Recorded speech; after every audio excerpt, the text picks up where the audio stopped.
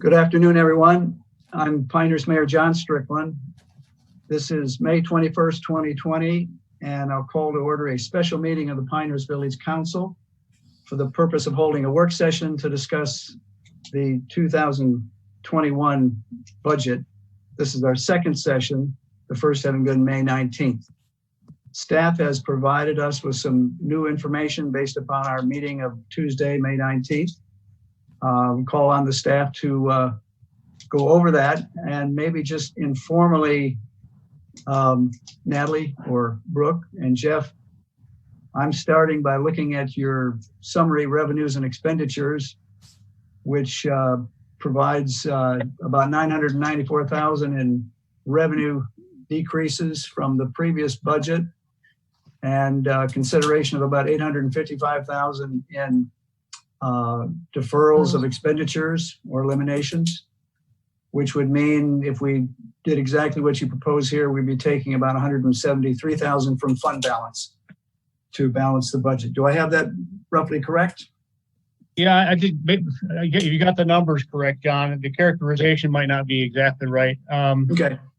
This is not a recommendation that we're giving you.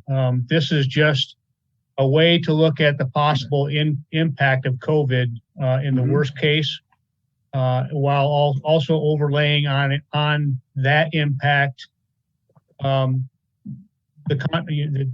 notion that you all may wish not to raise our property tax rate this year, and so you can see you'll see a combined impact of those two deals. The worst.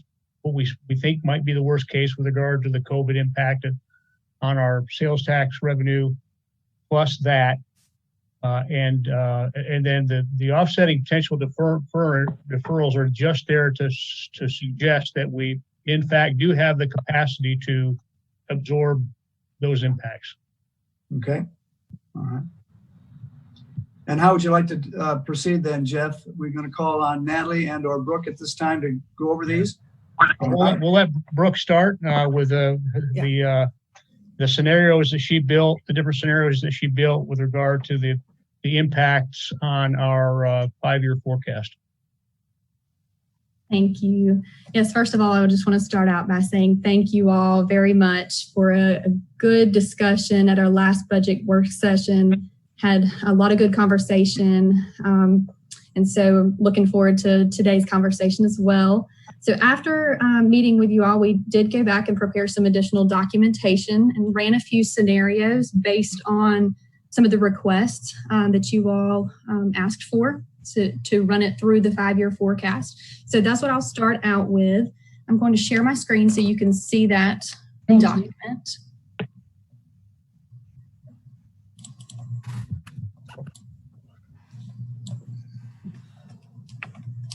Perfect. Can you see the 5-year forecast scenario comparisons? Could we go back to the document that John was talking about? The plan is to share that information. Natalie is going to help me cover that one in the next item, if that's okay. Okay. Then we can chat through some of the details of that. Okay. Absolutely. Okay. We're gonna, if I may, we're probably gonna be coming back to this too. Sure. Right. So this is kind of just, I think, the high level, and then we'll get into the details if that's okay with council. Very good. Perfect. Yeah, this will be the preliminary review of this document. We can revisit at any point throughout the conversation. So basically, the couple of the key items that we heard from the last meeting was an interest in seeing what the 5-year forecast would look like without a tax rate increase throughout the entire 5-year period. Also, if we potentially deferred or delayed the fiscal year 2021 tax increase to a future year, to fiscal year 2022. We also heard an interest in us taking another look at the local option sales tax estimates and seeing if we could calculate a worst case scenario after hearing that maybe there were some concerns about the League of Municipalities' initial estimates. given that they were very early on and it was hard for them at that point to make a solid recommendation. So this is what we have prepared for you, and I'll talk through it with you. This first section, scenarios 1 and 1A, assume the same tax rates that are included in the original 5-year forecast. So this first scenario, scenario 1, includes the proposed forecast with the original sales tax revenue projections. So this will be our starting point for comparison. And Brooke, can you quantify the level of sales tax reduction? Yes, thank you. Absolutely.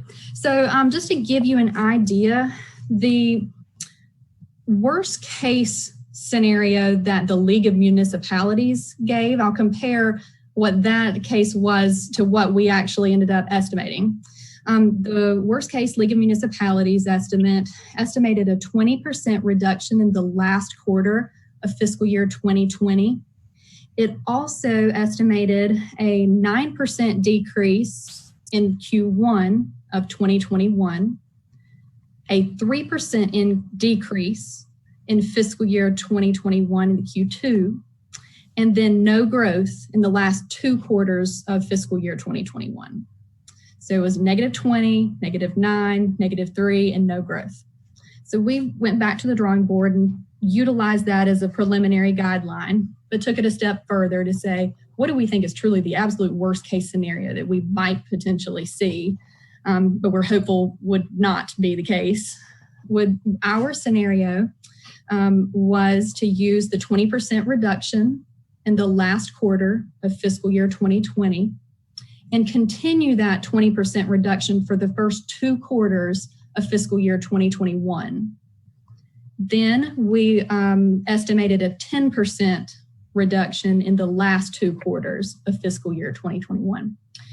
So to quantify that in terms of what our original sales tax revenue projections were and what the worst case scenario is, the difference was about $764,000 in both local option sales tax and the hold harmless component, because they're somewhat related. So in this scenario 1, that's baked into this. Scenario 1 is exactly the same as our initial 5-year forecast. And Scenario you saw 1 on Tuesday. Right. And so, Right. so what I'm asking, in that forecast, the sales tax revenues were deflated by the amounts you just gave us? The 20% in the first 2 quarters and 10% in the last 2 quarters? No, this was the revised estimate. You all asked us at the work session to, okay, give us a worst case. What do you think is really, truly the worst case? This was the revised estimate that would reduce. So that's 1A. Yes, 1A, yes. So It's using the -20% for the first 2 quarters and then another 10% in the last 2 quarters. And 1, does that have any sales tax reduction at all? Not from what we originally projected. It was a reduction from the previous year because we used that sort of the middle of ground version that the League of Municipalities provided. And what was that percentage? Is what I'm trying to understand. Sure. Let me grab those too. We went from what to what? I see where you're going, Judy. I want to hear this. Hey, Brooke, isn't this the chart that you guys gave us a week or so ago? It was a graph and it had best case, worst case, and then what you guys had adopted. Yeah, but I just don't remember those numbers. Okay. Right. So that's what we used in our original sales tax projection was that chart that you gave us between best case, worst case, and what we adopted, correct? And that's in. No, just looking for the numbers. Now, was that the quarter numbers that you said previously that the league had as worst case that we used? No, we did not use the worst case. We took it a step further. They're the ones they suggested that you stated earlier. Right. We took it a step further than even what the League of Municipalities worst case scenario was because we're talking about 1, not 1A. Right. In 1, we used the middle of the ground option or scenario that the League of Municipalities presented to us. Judy still wants to know what that is, and that's so do I. Right. That's what I'm pulling up real quick. I'm wanted to make sure that I'm giving you the exact numbers here. We utilized a 10% reduction in the last quarter of fiscal year 2020 a 5% reduction in the first quarter of 2021 and 0% growth, flat growth for the Q2 through 4 of 2021. Okay, so overall, we had 5% reduction only in the first quarter. Okay, and now we're going to go to what will end up being about a 15% overall in sales tax revenue. Right, and this is just for scenario purposes. Our recommendation is not to change our actual revenue estimates in any way. We're just trying to calculate the absolute potential worst option that we think would be possible. Right, is everybody on board? I know that was... Yeah, but I think the point is you planned on a reduction in the original scenario, and I think that's what we're trying to figure out, what that reduction was. And now we know, I thought it was 10 and 5 and flat, right? Is that what you said? It was, that's correct. 10, 5 and flat. 10 for the last quarter of fiscal year. So the point is we're projecting a downward trend already. Oh, not right. in Brooke, if I may, I just did a little summary real quick. I can share my screen. I think this might help the council. Sure. It's okay.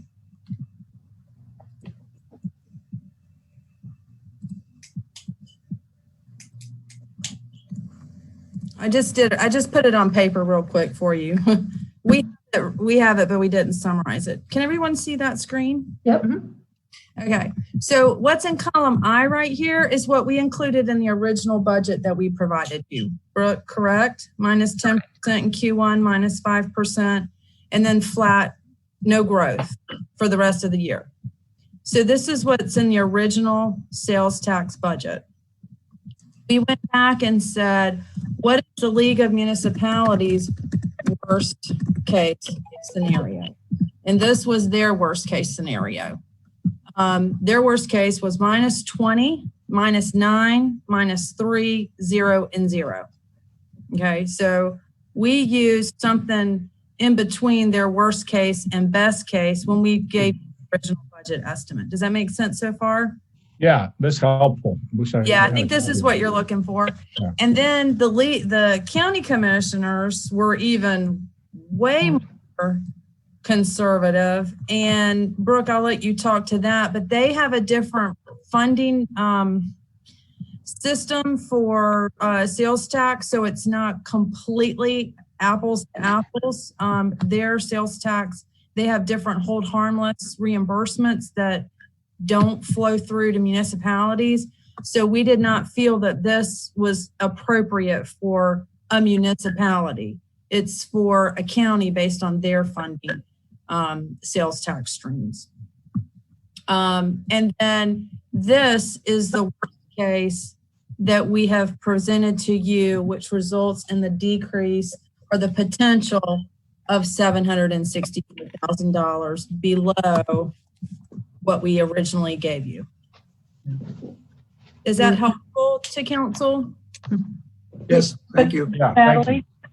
Yes, ma'am. Natalie, isn't this 3-scenario depiction really less about how far down might sales tax revenues go?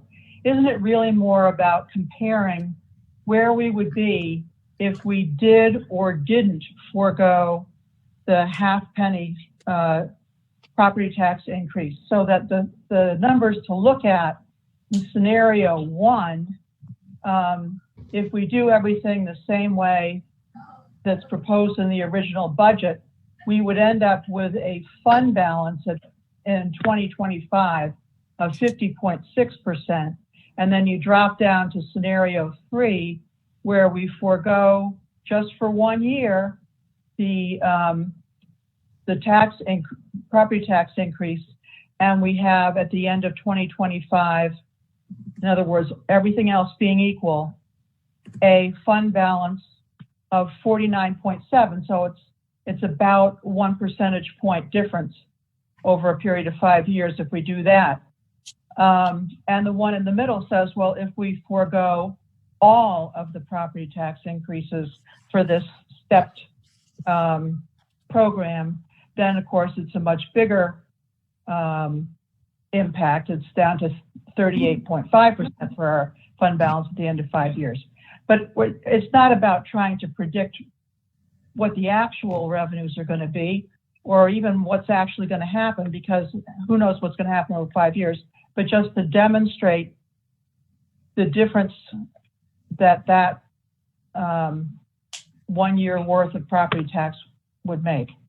Right. So It's kind of both, Jane. it kind of in a way, basically, you've got three different views there. The first scenario at the top of each, so scenarios 1, 2, and 3 is our proposed forecast using the local option sales tax revenue projections in the original forecast. Okay, and then alternatives to tax rates. Okay, so that's the difference between the three scenarios. The scenario that's on top in each of those three sections assumes currently budgeted sales tax revenue. And then 1A, 2A, and 3A are including our worst case scenario for sales tax. So all of those are $764,000 less in year one, which impacts the future years as well. Does that make sense? So I understand that part of it, Okay. but presumably we make other changes. But I think it was done to show really what the impact of the proposed sales tax is if we decide to do it or not do it for 1 year. I mean, property tax. I thought this In the was, property tax rate. I think this is much larger than that. There's a lot of unforeseen things that could happen. So I didn't think it was solely about that going through this. So I was hoping Brooke could finish. I think this is an illustration that helps the reader to understand if you extrapolate that one little piece of information, do we forego 1 year's worth of property tax increase or not? Then in all these different scenarios, what could happen? No, I don't think so at all. I think that this is about a 5-year budget, and we have to think about it in the entire thing and not a singular item. I know that we're going to make a decision on that, but Yeah. But I think it's a mistake. It's a mistake to use this data. This data is about one thing. I think it's really much larger than that. It shows the volatility of where our finances and our fund balance can go to a level that would be very dangerous, and nothing to do with the increase in taxes. It's more about the volatility of different scenarios to me. Well, and also Brooke did exactly what we asked them to do. I mean, this is all we asked them to give us worst case with sales tax and not completely redo the budget. But, you know, when I looked at this and I looked at scenario 1A and 2A and 3A, and I can cross those out right away and say, we're not going there. If to do that results in these long-term impacts on fund balance, then for me, they're not even open for discussion. Yeah. But I want to maybe. 1A, 2A, and 3A are not suggestions. They're not recommendations or options or alternatives. They are a sensitivity analysis on Jeff. what could happen with the three different tax rate structures if the worst case potentially happens with sales tax. And Jeff, if I'm being misunderstood to say those recommendations, then I was not saying that. But I look at this and I go, this is what we asked them to do. And also, and maybe I might be jumping ahead, but you know, my concern about keeping the tax rate where it was would we be financially okay to do that? What's our impact on fund balance? Mm-hmm. And you guys have done such great work in the past day plus that I am backing away from my position to say that I think we need to reduce the tax rate. I mean, we need to stick. I think we're okay keeping it where it is without raising it, because I think staff has demonstrated that we will be okay if we leave it where it is. Okay, let me jump in here. This is John. I'm going to have Brooke scroll down a little bit. We have a question on the floor. I want to make sure it was answered for Judy's purpose here. And then let's get back to either Natalie or Brooke taking us through this document and the others. But Judy, did you get answers to the questions you were first asking there? Yes, if Natalie will send me her cheat sheet. I'll send it to all of you. Yep. Yeah, fine. All right. And Natalie, that was a nice additional graph you put in there for us. Good. All right. So I think we have a pretty good understanding on what this first piece is all about. And we'll obviously be coming back to that as we evaluate some of these scenarios. Brooke, did you want to continue then? Sure. That was a great point, though, to make sure that everybody is understanding what assumptions we use when developing these worst case scenarios for the local option sales tax piece. And I wouldn't even call these worst case. They're just what ifs. Right. You know, Right. What if we did this? What if we did This that? was a pretty That's a good severe, point. Good point. severe drop. Judy, no, I don't think that's right. No, it's This is not what if we do. This is what if this is what happens in terms of Yes, the exactly. revenue coming in. It's a guess at a worst case on revenue that comes in. on sales It's tax. not a choice that we're making. I completely understand it, but you've built into there like a certain percentage of reduction of the sales tax increase. And that's really all this is showing you, the financial Yeah, it's a implications. sensitivity analysis. Yeah, exactly. Yeah. A what if, in my shorthand. What if the revenues didn't come in as planned? That's Yeah. right. Right, Exactly. right. Perfect. And in all three cases, we're in kind of a tough spot if revenues, if that worst case happened. Right. Okay. Right. Perfect. So I think we're all comfortable with the fact that the first two scenarios, scenario 1 and 1A, represent this exact same tax rates that were originally proposed in the 5-year forecast. Then the second set of scenarios, scenario 2 and 2A, represent no tax increase at all in the 5-year forecast. So this was what we are calculating could occur if we retained a 30-cent tax rate, which is the current rate for fiscal year 2020. And the last set of scenarios 3 and 3A represent the calculations if we were to defer the half-cent tax increase that was originally proposed for fiscal year 2021 and postpone it to 2022. And you can see those calculations as well. As Jeff mentioned, none of the alternate scenarios or the worst case scenarios that include the sales tax revenue projection adjustments, none of them paint a very nice picture. However, this at least gives us an idea of what we could potentially see if sales tax revenues just plummet well below what our initial projection was. And in the out And I think too. Judy? Go ahead, Judy. I'm sorry. in the out years, are the sales tax revenues also decreased? Yes, they use the exact same assumptions that we used when developing the fiscal year 2021. So of course that requires a lot of additional assumptions. You know, we could alter those as well, but we use the same thought process that we use. So 0% for 22, 4% in 23, 5 and 24, and 3 and 25. Great question. So I'd just like to make 2 points about this. And one is, if you compare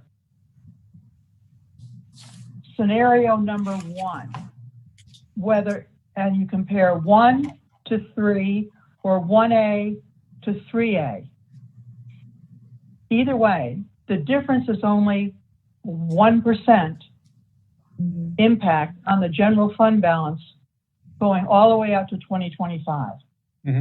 Now, if you're talking about scenario number 2, where you remove the proposed tax increases in all 5 years, you get a much, more intense impact. But right now we're talking about this year. So I'd rather just look at 1 and 3 and the impact, whether we have relatively strong sales tax revenues as proposed in the original budget, or whether we have terrible sales tax revenues. The impact from 1 year of foregoing the property tax is only 1%. And I would also, my second little side point is, if we really ran into staff's worst case scenario on the sales tax revenue, we would be redesigning the budget in many different ways anyway. So that's why I'm saying that the main point for me about this is illustrating the contrast between just this one factor. What happens to our fund balance at the end of 5 years if everything else stays the same and we only change this 1 year's worth of property tax increase? Yeah. And the answer is not very much, 1%. Yeah, and I would add that, one, we have no control over the sales tax. You know, we don't. Okay, it's a algorithmic, thing that's going to happen. And one we do control. So that's the only problem I have, is we have the ability to control our future and secure it and pad it against this downfall that we can't control. So I want to add that alternative view, because one is beyond our control and one is within our control. So you understand, the sales tax downturn is, we have no control over that. We have control over that, and that is the problem. I mean, that assumes that we could assure that the sales tax will stay. Yeah, it's a good point, Kevin. Thank you for that. Yeah. Brooke? Perfect.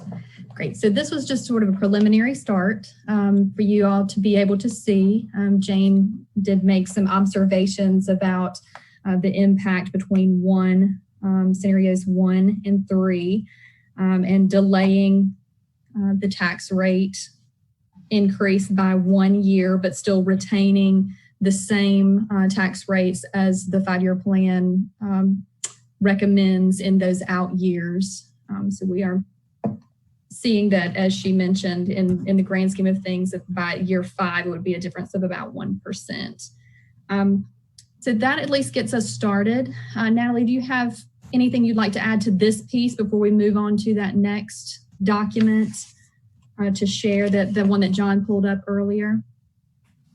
Yeah, we'll move to that one next, but I would just point out that when we're looking at as we've talked about before, when we are looking at the projections for the next fiscal year, as well as the 5-year planning horizon, we're looking at that operating margin and we're looking at that fund balance percentage. So I know council is kind of keying in on the fund balance percentage right now, but from a managerial perspective, we are also concerned with operating margins. So, we want to keep those at a level where we, in the long term, have the financial capacity to maintain our fixed assets and replace our capital and buy fire trucks when we need fire trucks and police cars when we need police cars. So, that operating margin is really, really important. Like if you were to look at, for example, 2A scenario, that operating margin of 93 to 98 would be completely irresponsible in my professional opinion. So to your point, Lydia, in terms of those they're not viable options. Without making some other change, to expenditures or, reducing ongoing operating costs. So that is just something I wanted to point out before we move on, unless there's any other questions that council has. Well, Natalie, another thing too, of course we have to do our 5-year projection, and but when we look at our budgets next year, we will have a completely different set of facts. We'll have our backward view, we'll have our current view and our future view. And we may decide next year that 0.3, whatever rate we say right now we're going to have next year isn't appropriate. We might need to tweak it for something. But so I understand the validity of putting in a 5-year projection, but I also recognize that next year we have to look at right then, right now, and decide if that's appropriate. Yeah. Absolutely. Absolutely. Every year this projection gets updated. It's our best estimate. We're not perfect. We don't have the crystal ball, you know. I mean, we do our best. We do our very, very best to project as well as we possibly can. But, you know, we don't know what the future holds.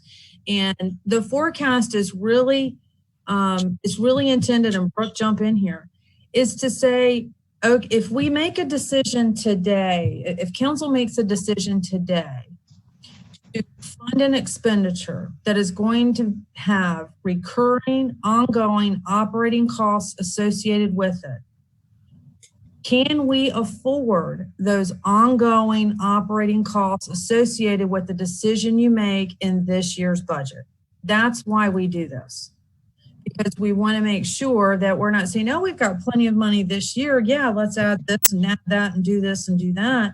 And then we get, you know, 1 or 2 years down the road and say, whoa, we don't have the revenue to support that to keep going, right, in the future. So that's why we do it. It changes every single year. But wait a minute, Natalie. My opinion is you guys have been right a lot. We're pretty close. I'm trying to figure out when there's been a lot of dramatic differences, and it's so I have an opinion that your planning process is so solid that you're in aggregate, you're right, not always in specific categories. Right. So I want to make sure that I say that, because I don't think you're going to say that. No. And number two, I don't like saying we have plenty of money. I still think we're short. I think we should be at the 55% of our peer group. And none of the capital expenditures, you know, there's multiple scenarios where we're going to have capital expenditures, and none of those are in the budget. So I'm really scared at the present fund balance. So maybe I'm the only one that sees all the landmines ahead of us and capital expenditures. So that one thing you said, we have plenty of money right now. I would argue we don't, knowing the landmines of capital expenditures that could occur in some of these discussions that we're having. So I just want to throw that in there because it's real important in the context of budget planning. One, you guys have been right. And two, we don't have really plenty of money if you compare it to our peer group. And then you throw in some of the preliminary discussions on capital expenditures we're having, which are going to dip that into oblivion. So I just want to make that clear. There's one other thing that I think that you all should consider, and this is kind of complex or complicated, but please try to bear with me here. You know, the worst case is the worst case, and it's not likely we're going to have a worst case, but there's a fair chance that it's going to be worse than what was built in the original budget numbers. And what we prepared for you was a cut list of things that we could, expenses that we could cancel or defer in order to deal with that challenge. And the challenge really, it goes back to what Natalie said, it's operating margin, right? And we need the operating margin there so that we can, protect our ability to reinvest or invest in capital over the long term. Most of the things that we suggested could be canceled or deferred are capital. Our capital, correct. So all we do is push the problem out and make it bigger in future years. Yeah. You know, I just want to add one point here, and it's something I said back in December when we were accused of being kids in a toy store. I so appreciate our operating margin percentages. I appreciate the parameters of the buffers that are around us that show us if we're going too far, that keep us reined in. So not only do we have that, but we have staff who monitors this so closely that keeps us away from the protections that we have from spending too much. So like you guys said, I mean, we may think, oh man, we've got all this money, let's go spend it. No, you've got these parameters that keep us from doing that. And that should keep the public, that should make the public very comfortable that we're doing the right things with their money. And I appreciate the safety net that you guys have for us. Safety net, parameters, bumpers, whatever you want to call it. And I'd just like to chime in too and say, you know, if we do end up with significantly less revenue than we hope to get, I would imagine that we will be revisiting our cut list. And we might want to talk about that a little bit more and make sure that we've got things in there that are appropriate and are not going to be just a bunch of deferred maintenance kind of thing, because that's not helpful. So it's going to be important what goes on the cut list. But that's what, if we really do start to lose revenues, that I think is a place where we're going to have to go. Perfect. Are you guys ready to move to that part of the agenda and actually get into the cut list? Natalie, if you'll just tell me what you think the parameters are on operating margin.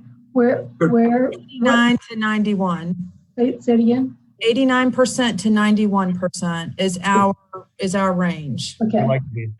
Yeah, 89 to 91. Okay. Now, with that said, Judy, which Could you go through that, Natalie, a little bit, so that in case anybody's listening in the public? I'm sorry, say that again. Could you just run through, just get a little tiny 3 sentences of what that means? Yeah. Yeah, absolutely. So this is one of our financial parameters that we establish for operating margins. And operating margins, meaning what percentage of operating revenues are we expending in operating expenses? So what's left over, let's say the operating margin is 90%. That means we have 10% of revenue available to spend in capital expenditures. Right. 90% of our budget on operating, 10% on capital, right? So operating margin, we like to keep around that 89 to 91 range. Now, if it gets up to 92 in an out year in the forecast, you know, we really try to hone in on years 1 and 2 in the financial forecast. 1 is solid because that's what you're budgeting. 2 is a little more solid, but once you get to 3, 4, and 5, so if it jumps, you know, if we're showing you a forecast with a 92% operating margin in year, 4 or 5, we're not gonna because we know by the time that year rolls in, we'll get it tightened into the range. We would be doing different. Yeah. Yeah. Does that answer your question? You're welcome. Thank you, Natalie. You're welcome. Okay, let's pull up. I'm going to pull up the Excel spreadsheet. And I'm going to go live. If you guys, want to make changes, I can make changes to this deferment list on the fly. We can recalculate kind of as we go. Can everyone see my screen here? Yes. Okay. So this is what we uploaded to Novus Agenda and what I sent out to you this morning. This is what Brooke and I worked on yesterday and a little bit more this morning as well. What you have here is, let me just talk through how this works, and then we'll get into going line by line and letting council discuss and if there's things you want to add or remove from these lists. So the original general fund budget that we recommended to you is $21,261,000 and some change. So this is the original number that's in the budget. We went back and we said, what happened? This is Judy's what if. What if council said we would prefer to not put that tax increase into place this year? What would that number do to affect this overall budget? So that's $187,000. As we talked about just now, what we believe to be potential worst case sales tax scenario is around 764,000. And we really do believe that would be worst, like Jeff said. I don't expect we'll get this far. We could, but I don't think it's And by my calculation, that's a 21% decrease of the $3,716 on page 11. I think that's about right. And isn't that number also about twice the amount that you had figured in before to the scenario one in the previous document? This 764 is about twice the amount you had initially planned, right? I think it's more than that, John. I think it's more than that too. It's more than that. Well, I mean, we listened. I mean, we went worst case. Yeah. We are trying to be conservative here for you. I don't remember. That's right. It was about 150,000 difference to start with, I think, something like that. We talked about it on Tuesday, if I recall. So this sounds about right. Multiple of that. Yeah. Okay. Significantly greater. It is significantly greater. Yeah.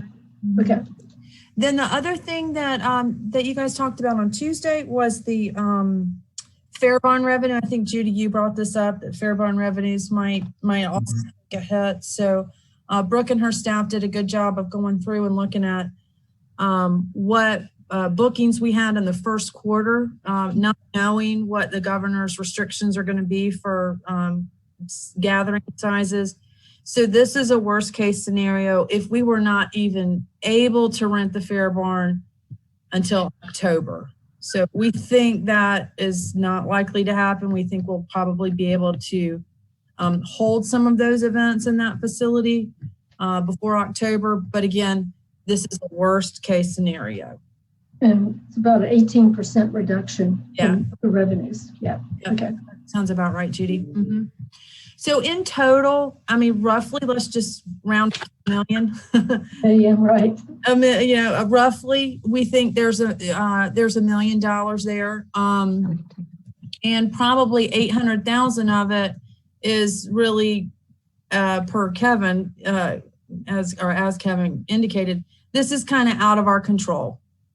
187, of course, is within your control. These two numbers, is we're going to have to wait and see. Okay. We went back and we also just basically drew in the list that we previously gave you for potential expenditure deferments or eliminations. Okay. So this is the original list because you did not talk about this in detail at the last meeting. This is where we will go through line by line here in just a second. And get some council consensus on what you want on this list and what you don't. And then yesterday we got an email from DOT that said they're not going to pay for traffic circle plantings this year. So we have another $35,000 that if you would like to have the traffic circle planted, that will need to come out of our budget. So, and I saw that today, and I would say, let's get to the garden clubs and see what kind of contributions we can get from them. We got very modest contributions for them for the spring planting, but those garden clubs have budgets and they need. I'd love to do that stuff too. So. That's a good point. Let me jot that down. Judy, on that, you mean what kind of financial or in-kind support they would be able to provide? I think we want financial. Because in kind, I don't want the garden club members out in the traffic circle. No, they would. I meant to say too, that would obviously we're doing the planning, but I meant if they wanted to give the plants planted by somebody else or provide funds, either way is what you're talking about. Some kind of funding, yeah.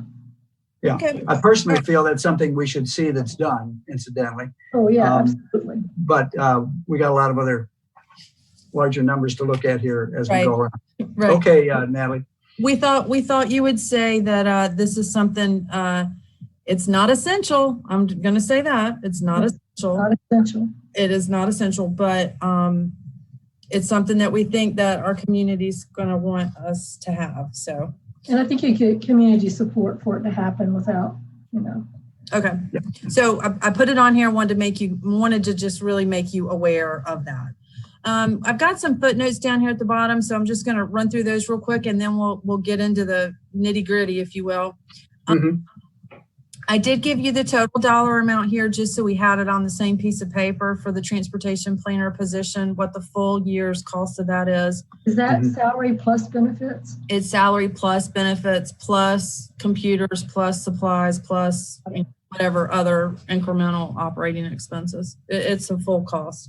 Okay, fully loaded. Thank you. Fully loaded. And then the third footnote I have here is this number right here, this net of 173,000, which is the 994 in revenue. If we were to kind of offset that by not spending this 855 and adding a 35,000, the net impact is 173,000. That represents roughly 0.8% of our budget. I think I sent you earlier.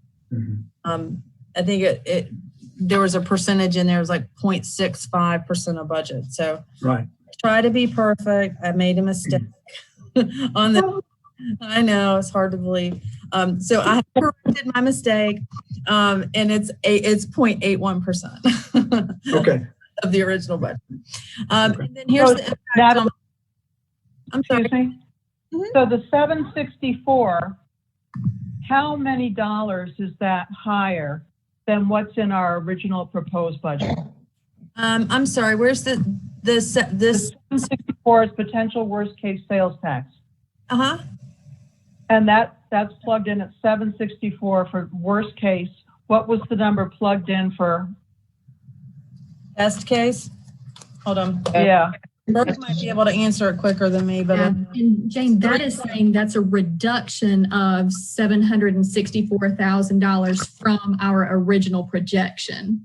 So it's not indicating that we expect to only get $764,000 in local option sales tax revenue. So for example, the original local option sales tax revenue number in the budget right now on page 80 is $3,760,000. And I did include in the 764,000, that's also picking up hold harmless. So an exact comparison would be that 3716 that Natalie has there plus 907,000 in the hold harmless component. Thank you. Sure. Which is, you said 907, Brooke? 907. Clarification, please. My understanding until a comment just a minute ago was that in answer to Jane's question, the 764,000 in potential worst case sales tax that we see on this spreadsheet, that's a reduction from the original projection. Exactly right. Correct. Yeah, I thought I heard that it was the revenue expected in the worst case for sales tax, which it's not. So that would make the sales tax number about 3 million in the worst case scenario. Yeah, right? Correct. Yes. On the screen here, you can see the worst case would, so the original budget has 4.6 million. You would 764. And so sales tax revenue would be around 3.8, 3.9 million. For sales tax and hold harmless. And hold Sales tax together. and hold harmless together. Sales tax Correct. alone is the 3,716,000. Yeah. Correct. Yeah. 3,716 and 907 hold harmless. Those are on page 80 of your SOP Yeah. document. Thank you. Does that answer everybody's questions? Is that clear how that's working, Jane? Thank you. Yes, that's helpful. Good. You're welcome. Now, All right. so that's kind of your commentary on revenue then, Natalie, right? That's revenue. And then I'll just, again, so this 173 is the net impact. Yeah. Of the revenue, the potential revenue decrease, as well as offsetting it by not spending these funds The net. and having to add that. So the net effect is $173,000 reduction of the. That, again, that's not a recommendation. It's not a recommendation. Calculation. It's a number for you to consider. You might choose to defer more or less, which Correct. would result in that number being different. Something different. Correct. It's really intended, if I may, this list was intended to say, should this happen, should we experience this revenue loss, what are some ways that we could mitigate that impact? And what are the strategies that we would want to employ if council's not comfortable with taking that much of a hit to fund balance in 1 year? $1 million. Yeah, if you're not comfortable with that, what are some things that we could defer or maybe not do if in fact we are to experience that revenue loss? Okay. What I don't understand is we could defer that anytime, even if we approve the budget. That's right. Correct. So Correct. I'm trying to understand. Correct. So that's why We could say we have to do it now. You don't. You don't. And so that's what the recommendation is down here. Our recommendation is not for you to remove things from the budget at this point. If they are, unless there's something that you absolutely don't agree with and don't approve, you know, if you say, we don't want the tax increase, we'll remove the tax increase. If there's something on this list that you say you don't want to do for sure, then that comes out. But otherwise, if we're just talking about identifying a list of things to defer, our recommendation is to go ahead and budget for them, but direct staff not to spend the money until we know this isn't happening. Can you tell me, I understand all this stuff except the pipe inspection camera. I don't understand Okay. the pipe. I mean, everything else. We're going to go line by line right now, if that's okay with you. All right, but before we do that, and therefore leave revenues temporarily, we'll probably come back.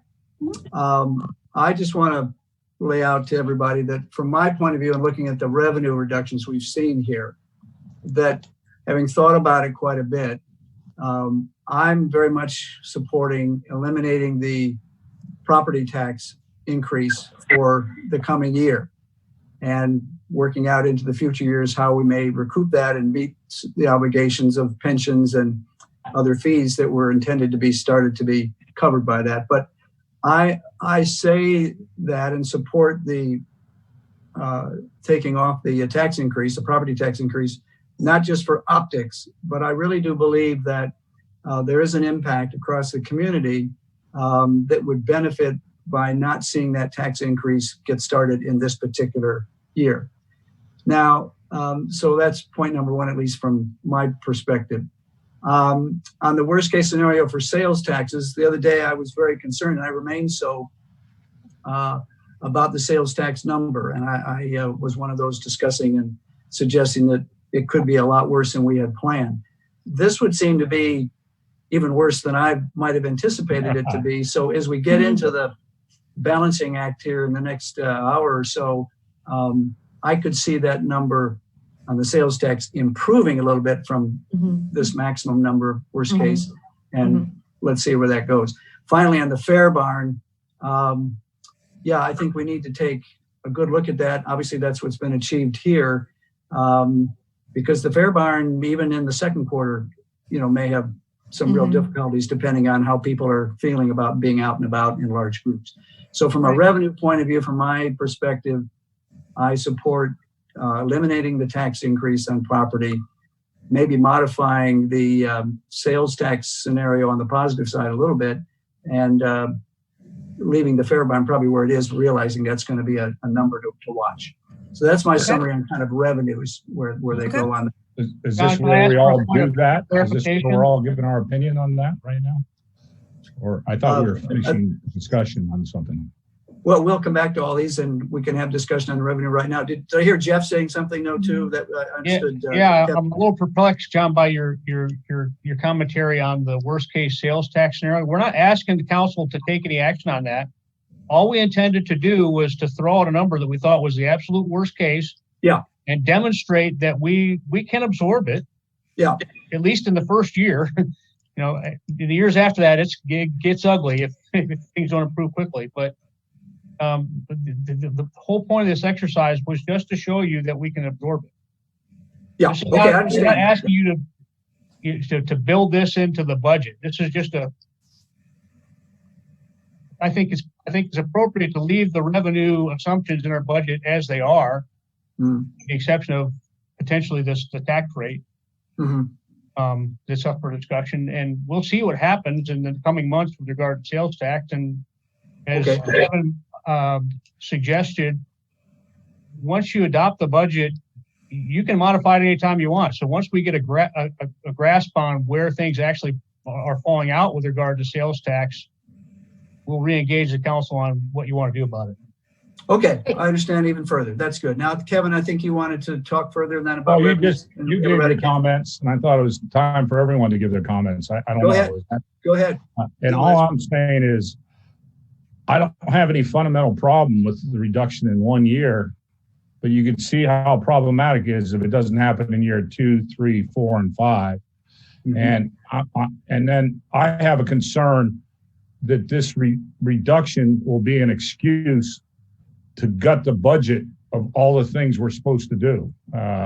So if I can get some assurance from fellow council members that this, being nice to our public and not doing it this year will not be used as an excuse to gut all the programs that we're supposed to do to help the public, I think that is what I'm really concerned about. And so I just want to be, frankly, really honest with you on where my concern lies, because it's kind of like, if you start there in reduction of that, and then all of a sudden that's the reason you get rid of everything else, I think I get really nervous. Okay. I'm trying to figure out, we're here to solve the problems that we've identified. And if we're not here to do that, what are we doing here? And may I That's ask well a said, question? Kevin. Thank you. Go ahead. Let me ask. I'd like to ask a quick question. Okay, so we leave the tax rate we don't increase the tax rate. Yeah. And Kevin's talking about gutting the budget, but if we leave all of these items listed for deferment, if we leave them in the budget, those items are still in the budget. I'm okay with that. And we will only pay for them if we have the money. So Kevin, is that That's correct? what I'm saying. I'm really worried that it's a house, when you start in gutting, I'm worried about us being the emperor with no clothes council, not getting stuff done. That's what I'm worried about. So I'm just telling you my fears. And you've solved it, Lydia, with what you said. Yeah. Yeah. Okay. How do other council members feel about that? Jane, I think you support and agree with John Strickland's position, correct? What are we weighing in on now? The not doing the 0.5-cent tax increase this next year. I think we should not do it. We should for not 2020. Not do it. Okay, so I got Jane and I got John Strickland And Lydia. Okay. Mine was with conditions. I just with conditions. Mine was yes with an asterisk. Okay. Yeah. So I'm only speaking to the tax increase. Okay. Yeah. It sounds like there's consensus then to direct staff to eliminate the increase. No, I didn't hear Judy. Yeah. I'll hang in Judy there for the tax dissenting. increase. So I Judy feel dissenting. like that we are the lowest tax rate by a lot in our county. And we have a lot of things to do and we have to have a long-term view. I definitely agree with you, Judy. would pass on the transportation planner and keep the tax rate for sure. And I just think that, and then there are a number of these things that I think we could defer even further. And obviously we'll know more in October than we do now. Should have waited till you finished. I don't agree with that. Well, Judy, to your point about being the lowest in the county, and I've had people point out to me, well, I don't know whether it's true, but they say property values in Pinehurst are higher than property values in other municipalities in Moore County. I don't know if that's true, but they say it really is not good. It's not valid for us to tout this low tax rate when our property values are significantly higher. And if that's true, that's a valid point. Southern I don't even Pines is very understand close. that. What'd you say, Jeff? Southern Pines is very close. Okay. But so what? I don't understand that comment at all. Well, I mean, they're saying you get your money anyway. You say you got this low rate, but you apply the second part of that equation is your property values. And with the high property values, we are bringing in enough money. That's one thing I'm hearing. Like I said, whether it's valid, I don't know. I'm just passing on that's something I'm hearing. I mean, what we're hearing is one thing, but there's some facts dictating this from 3 years ago, 2 years ago, 1 year ago. And see, this is my fear. Now, that we're going to all of a sudden start gutting the things that we're supposed to get done. And I might be back to square one on not, I don't want to eliminate us getting stuff done. I think it's a terrible precedent for us not Agree. to accomplish our. Kevin, we're talking about $187,000. Well, Judy just said she wants to eliminate the transportation position. I don't. Well, that's a different question. We'll jump off that bridge when we get to it. Right now, we're talking about $187,000 and not asking people in Pinehurst to pay it this year, because there are a lot of people in this very unusual year who are struggling and suffering, and that it is the better part of valor not to raise that rate this time, because we can afford to absorb it this year. Now, next year, we'll take another look and see where we are. There may be a whole different set of circumstances. And I, for one, am not looking at, we need to have a deferral list in the back of our minds in order to be able to come out even, okay, with our budget as we go down the year. But that's not about, in my mind, whether these projects are good projects or bad projects. That's something we have to think about. We have to think about how important they are as times change and all that other kind of thing. But right now, we're talking about timing. We're talking about timing, in my mind. As opposed to gutting, right, Jane? I think that's what I'm hearing. As opposed to reinventing the question of whether these things are good or not. Now, I probably have differences of opinion from many people on the council about some of these items. But right now, I think we're just trying to talk about timing for 2021. 2021 is a very, very different year. And it may turn out at the end of 2021 that not only have we taken a hit financially, but that the challenges and opportunities we have going forward into 2022 and 2023 might be very, very different from what we think they are now. But I'm not even talking about that right now. Right now, I'm just trying to look at this 1 year and figure out what we can do to get through it, how we can plan to get through it. Okay. And let me just add on the other comment to my point of view for holding to this modest tax increase, is that it's to cover costs that are outside of our control.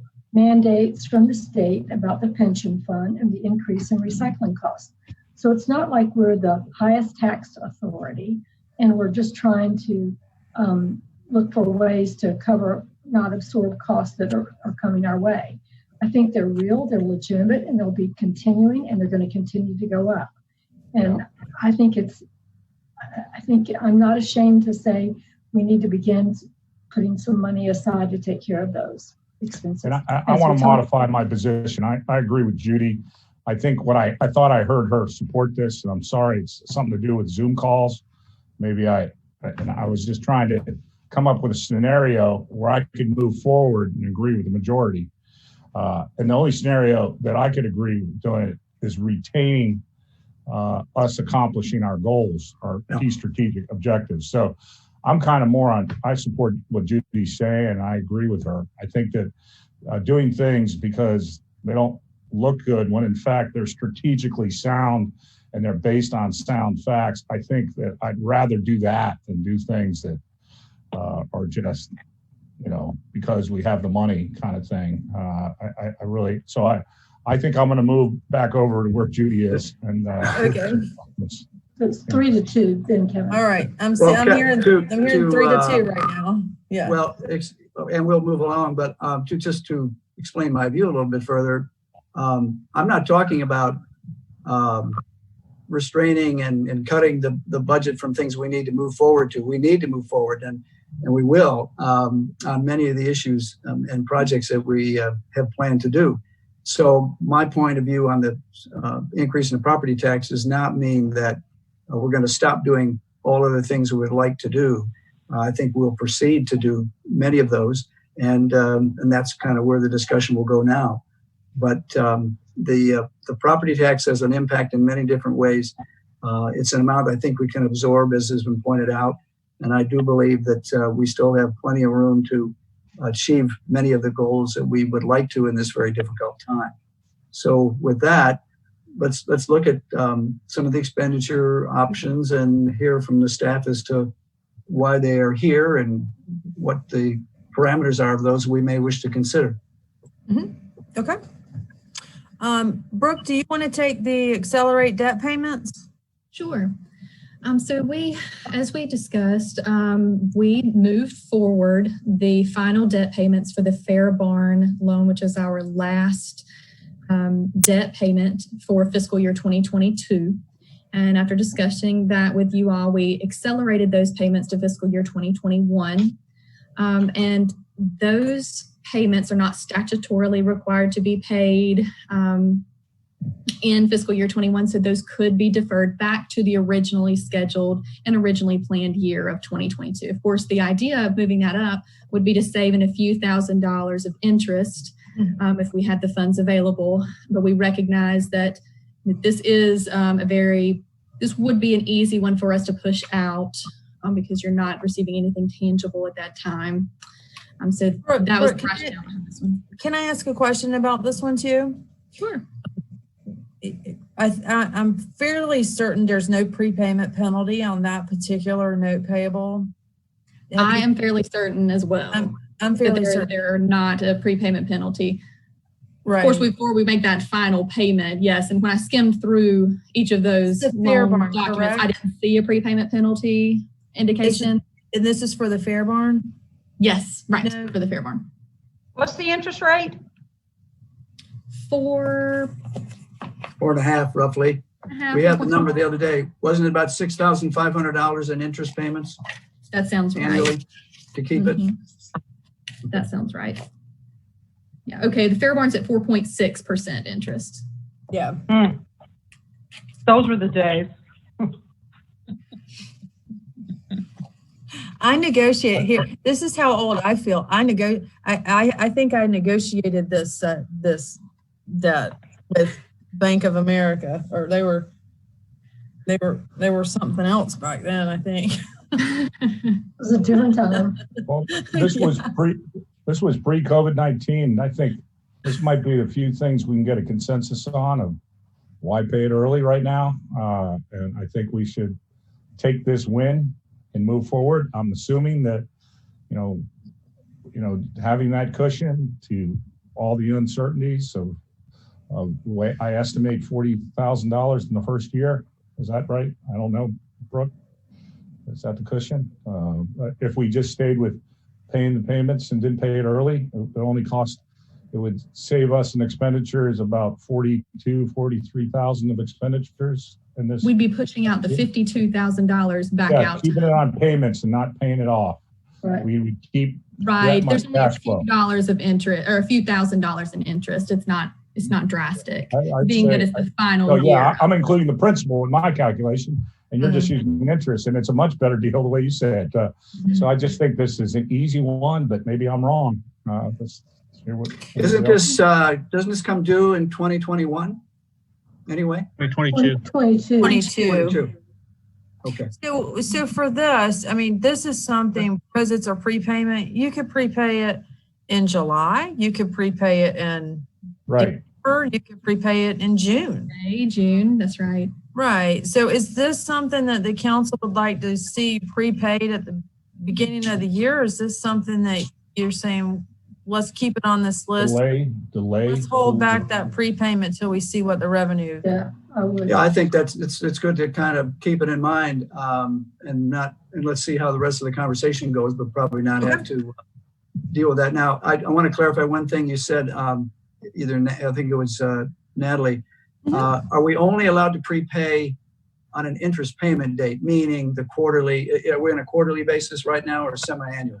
Semi-annual. All right, so we would only have, if we wanted to prepay for whatever reasons, we would only have 2 opportunities in a 12-month time to do that. Is that right? I honestly don't think that is correct. I think you can prepay this loan at any point in time with prepayment penalty. I believe that's what I negotiated, but we'll have to go back and pull the note out just to be sure. But I think you can prepay at any time, John. I wouldn't worry about that detail. I think we kind of have a position here on that. Let's just go on to the other parts of it, which is a nicety. Thank you. All right, thank you. So we're going to leave this one on this potential list, and this is something that we will revisit. Our recommendation is after Q1. The next thing on the list here we have is the Cannon Park parking improvements. Mark Wagner, you were on the call, correct? I think I saw you.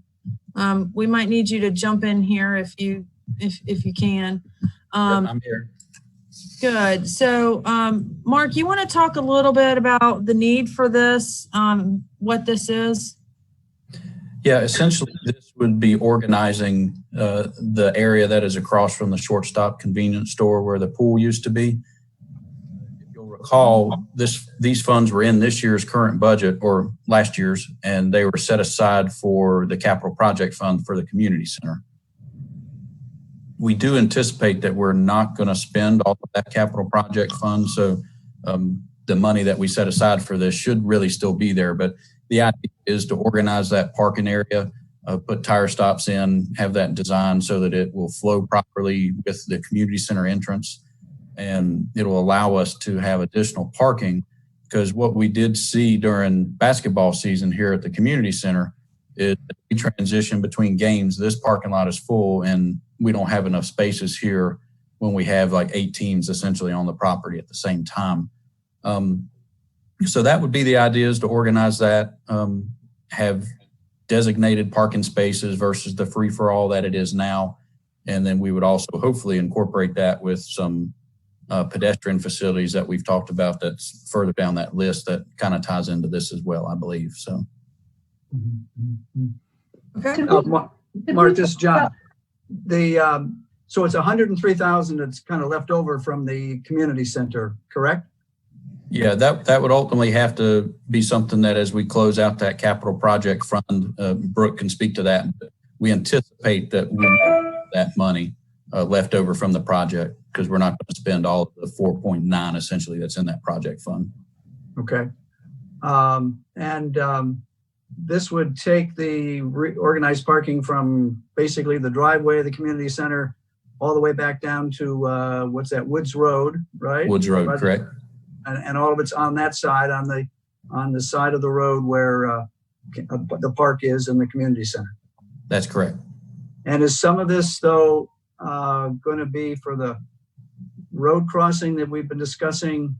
That's under pedestrian school, Jeff. That's under pedestrian facilities, John. Okay, so all that. All right. So this just has to do with, not just, but this has to do strictly with the parking related activity along Rattlesnake Trail from Woods Road up to the community center, and making that organized and doing a little landscaping, perhaps. I don't know. That's correct. Okay. And may I ask another quick question? Your community center opened, and then it came wintertime. You had some basketball, and then COVID hit, and now we're getting ready to get into nice weather, and hopefully people will be out, and there will be. To me, it seems like more people are going to be over at Cannon Park using the park and using the community center. We haven't gotten up to full speed because of the weather, because of the late opening. So it seems to me that you're going to have a greater need for parking once things get up and moving again. Is that correct or not correct? I would anticipate that as well, because the parking that we have here for the community center also serves the soccer fields, the baseball fields, and the shelter that's there as well. And some of that parking was taken away as part of this construction here. So it's certainly going to supplement the whole park, not just the community center. And we have a lot of people that are coming over here daily as it is now. But when we're in full swing with baseball, football, lacrosse going on at certain times of the year, parking is at a premium in the park. So if I can jump onto that though, I mean, it is not as though there is not currently parking at that location. It's just not organized. And it's in the sand. That's correct. I think we should probably expect that if we do this right, it'll be done a little more efficiently. We'll get a few more parking spots for vehicles, but this is to harden the surface and organize something there that looks nice for our community. Okay. Is the path in this? Go ahead. Sorry. Does it make sense to look at the pedestrian facilities and this project together? The sidewalk along Woods Road and. Mark, maybe do the project at once. Mark, when you, in your estimate of 103, did you have sidewalk on Rattlesnake Trail, or are you saying sidewalk connection between that parking lot and the community center? This 103 is just for design and construction of the parking. So parking lot, any correct. sidewalks or trails would be separate in that pedestrian facility. Perfect. I just didn't know if you had the Rattlesnake side in there or not. When we did the original design, we were incorporating in possibly a path over to the community center sidewalks that were installed just in the parking area here. But this is just parking at this point. Okay, great. Thank you. Okay. Is council okay with having this on the deferment list and holding off on moving forward with this until we have a clear understanding of our revenue situation? I guess I didn't get a chance to, I was going to ask what Judy's question was about pedestrian and the importance, and it looks unfinished there. And this project was supposed to be done in the previous year. So I think that impacts me a little bit, and that it's kind of something that was supposed to be done the previous year, and now we're deferred again. I mean, now this is the kind of thing that really worries me about deferment. A project that was supposed to be done 1 year and now is done 3 years later. And, not really, but you know what I'm trying to say. So, and I would say the parking improvements, Arcana Park, and the pedestrian facilities are something I would not defer. Me too. That's what I'm trying to say. People may not come back. Better. Yeah. But I feel strongly about not deferring the sidewalks around the school and sidewalks to get school kids to the community center. Yeah. I would not defer those because I think that's a safety issue. Yeah. I get it that the parking improvements are really more aesthetic, so I'm less concerned about deferring those than I am about the sidewalks. Yeah, but so if this chunk of pedestrian facilities that's on here is meant to include the sidewalks around the school area, then I would want to not have the pedestrian facilities. But I'm okay with the parking because you can park. You know, if we get to the point where we have to defer something, that one doesn't bother me the way the sidewalks do. If I could add, Kevin, it kind of to your point too. One of the reasons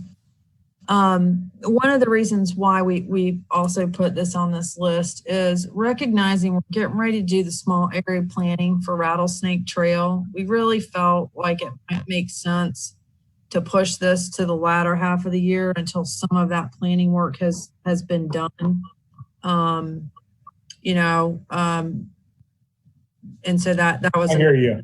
another line of thinking was instead of I'm sorry, I didn't mean to cut you off, Natalie. Go ahead. Oh, that's okay. I was finished. Go ahead. It doesn't mean you have to do it on July 1. Yeah. I would not defer the pedestrian facilities, and I wouldn't defer the parking improvements. And if you think there's going to be something later on, when you figure out the hard surfacing or not, you can figure out whether, something that's an interim thing that could help with whatever the small area plan is. But I just think those two make sense to move on. Yeah, yeah. And my thing is, you can't do the pedestrian facilities without dealing with the parking. I mean, it's kind of exactly ridiculous to do them separately. So, but I understand Jane's point, you know, that's still parking and it could be deferred. But when you understand that it has to be done together with the pedestrian facilities, all of a sudden they have to be cohesively done together. And yeah, I mean, you could win me over on it's part of the small area plan, but it has to be on the radar to do. Okay. You know. Well, And I think too, it would be in the I budget. think. I think too, Parking as we talk through these various items, you know, we can put some yeses and nos down now, which Natalie's doing on the screen. But we might, if we get through this list and talk in a little more detail about several of them, you know, we might want to come back and Yes. change our mind about something. So, Correct. It's kind of an academic exercise anyway, because you'll have the opportunity to revisit this list as many times as you want Correct. until Thank you. any of these things get built. So We're doing it kind of early. There might be other things that might, you know, it's just too early to do this in some respect. But Well, and, you know, I'm thinking, we're looking at, do these things go in the budget or do they not go in the budget? And the timing is something that we don't have to decide right this minute. So I'm perplexed I'm about. confused by this. It's in the budget doesn't mean we have to pull the trigger on it. It's an asterisk. the idea is to leave these in the budget and allow you the flexibility to not do them during the year based on the situation. Right. We have more flexibility than this list. Yeah. You know, Right.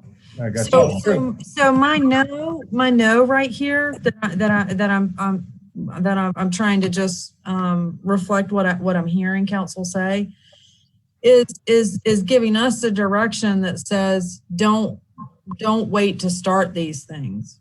I mean, I think that's the point of doing what you're doing right now.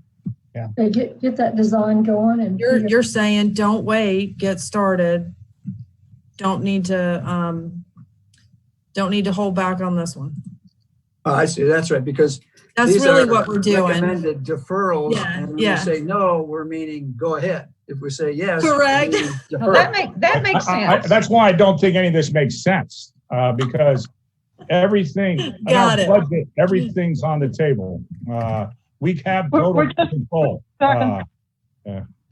How about that? Are we going to defer it? Yes or no? Defer, just to clarify, defer yes means put it in the budget, But don't spend but it. don't proceed until we have your go ahead.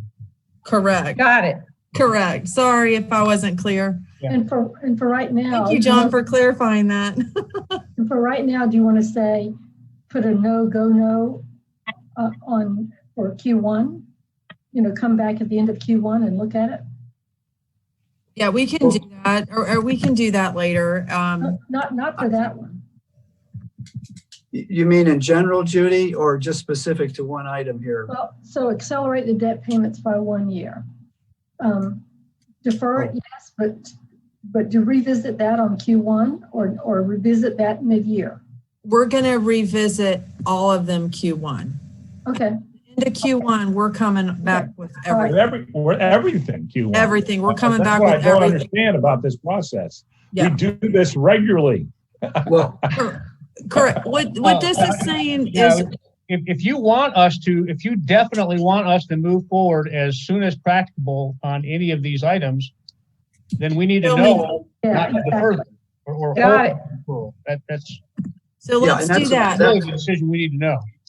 Let's do that. That's what I'm trying to get at. That I think there's some things that we don't want to wait till the end of the first quarter to start that are in this. And I believe we have an obligation, in fact, to keep moving things along. So we're showing Okay. that the public, we are dealing with that. So, and whether, and I do also think that by having a discussion today about the details of each of these projects, we all will have a much better understanding in our mind of what they are. So when it comes time to think about them over the next few months or make a decision on it, we've got a lot of background that we don't have on the details of each of these. So that's why I'd like to continue to have an explanation about what these are and get What some they are. feeling from council as to whether we should get on them starting on July the 1st or wait for the first quarter review of all these projects. So is this better? Move on this? Move on this means don't Do it. You can get it done. You can start moving July 1. Just do it. Okay, so I think that's the consensus that I thought I heard. Am I correct? I think John will share the whole list and then come back and. Okay, we'll go back. Okay, Wicker Park maintenance storage. Mark, you wanna talk a little bit about this one? Just after I muted myself. This is part of our evaluation that we're still in the process of doing right now for storage. And that evaluation is not just Parks and Recreation or our maintenance building at Wicker Park. We're looking at the harness track, public services, and all of our kind of storage spaces that we have to see exactly what our needs are. I think when we went through our budget process internally, we left this 60,000 in there as a placeholder until we could see what that evaluation is actually going to recommend. So that's where that 60,000 comes for. But specifically, our ideas for that were to expand the current buildings and grounds maintenance shop, which is across from the fire station, whether that is adding another bay or a bay and a lean-to that so that we can get the rest of our equipment inside and under cover. Currently, with tractors, we have golf carts, we have some other items that are just sitting out in the weather. So the idea is to create more storage for that space indoors. Mark, to Mark's earlier point, we also heard concerns about potential shortages of storage from the harness track and public services folks. And so we wanted to look at this comprehensively and figure out what the most efficient way is forward to accomplish all the needs. That's correct. And we're still in the middle of that study right now to see what everyone's needs are at all those facilities. And that may change. Instead of this being Wicker Park maintenance storage, it could morph into something else. But like I said, those dollars were just meant to be a placeholder at this point. And Mark, correct me if I'm wrong, didn't we also talk about when we surplus equipment, we've run into problems with storage for that as well? Yeah, especially when you get to the larger items. Yeah, right. The basement at Village Hall was full. We didn't have room for shelving, so we cleaned a lot of that area out. Yes, so that's also something that we're looking at. Hey, Mark, is this something you need now or something later? I think it's half baked. Defer it.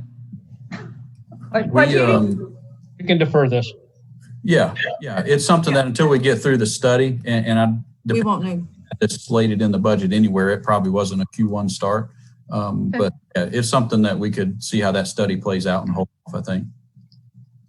Okay, so that's not a move on this right now. Nope, Mark, correct.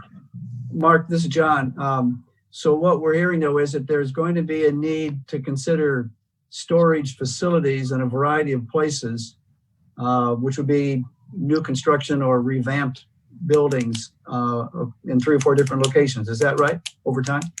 Potential, yes. It could be multiple locations, or it could be one location that we alter that can accommodate the need and we shift some equipment around to different places. Okay. And this particular building is the one across from the fire station that's kind of camouflaged down in the woods there that we built a few years ago, but it wasn't large enough really to start with, and it created some architectural issues, if I recall, too, right? That's the same building, correct? Okay, all right, so we're working on it. Okay. And that building is the point of departure for this discussion. That's the first thing that came up.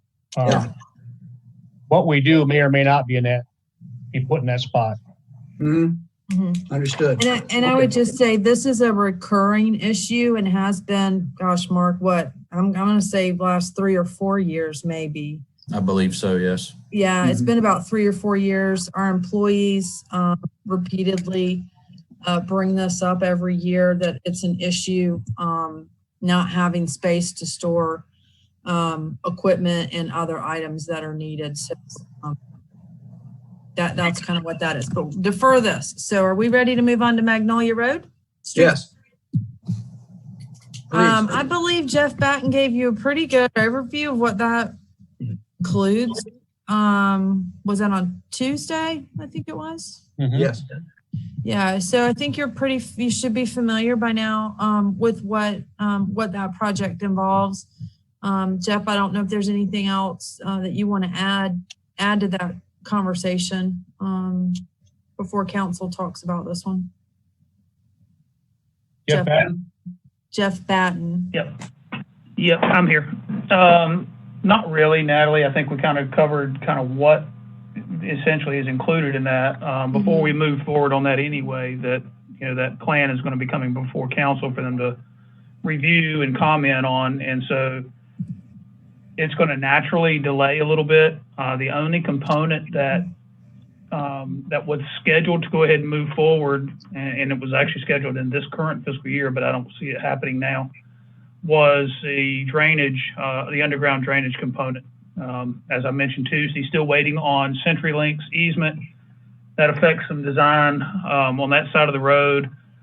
So I'm probably going to hold off on trying to even start any drainage work through there in terms of getting the water all underground in pipes until the next fiscal year. So we may end up merging the piping and drainage portion funds with what we had in the budget for next year to do kind of the whole project. The idea was at one time was we would hope to go ahead and start doing the drainage project, and we would just be able to flow right into the construction of the rest of the rest of the improvements.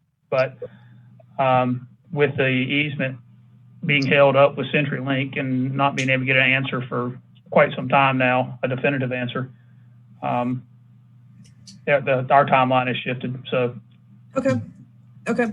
But two questions. You've been working on the design, and there's no money in this $250,000 to do the design. Is that correct? The design is underway currently, and we will have a complete, ready design to move straight from, you know, beginning to end of the project. So the design is a complete set that we're doing currently. But already funded in this year's budget. Yes, funded this year. Already funded and mostly paid for. Okay, that's even better. Then the other thing I'd say is that whatever point you get the information and understanding of what to do about the easements to move on to the drainage, I think that has a high priority, and I would get that underway. And I know part of this is the sidewalks and going down the street, but I think the benefit of getting those additional parking spaces on Magnolia is valuable to the community. And I would agree with that. And I'd like to add, yeah, there's a walkway on the other side, but it's still awkward, the connectivity of that area to downtown. And until that path goes up the side of the manor and all the way up, I think it's still, yeah, I feel like it's not fully connected to the downtown. And that means, I mean, people drive there. They don't walk there right now. There's a lot of driving there, you know, and it would be nice to have it, not necessarily just to help the brewery, to get some upflow to the retailers downtown. You know, I don't know if it would work, but I think that, you know, we're always trying to enliven that area. So the drainage point that Judy makes, the parking point, and then the fact that there's a lack of, that will add cohesiveness and join that area with downtown. That's probably pretty important too.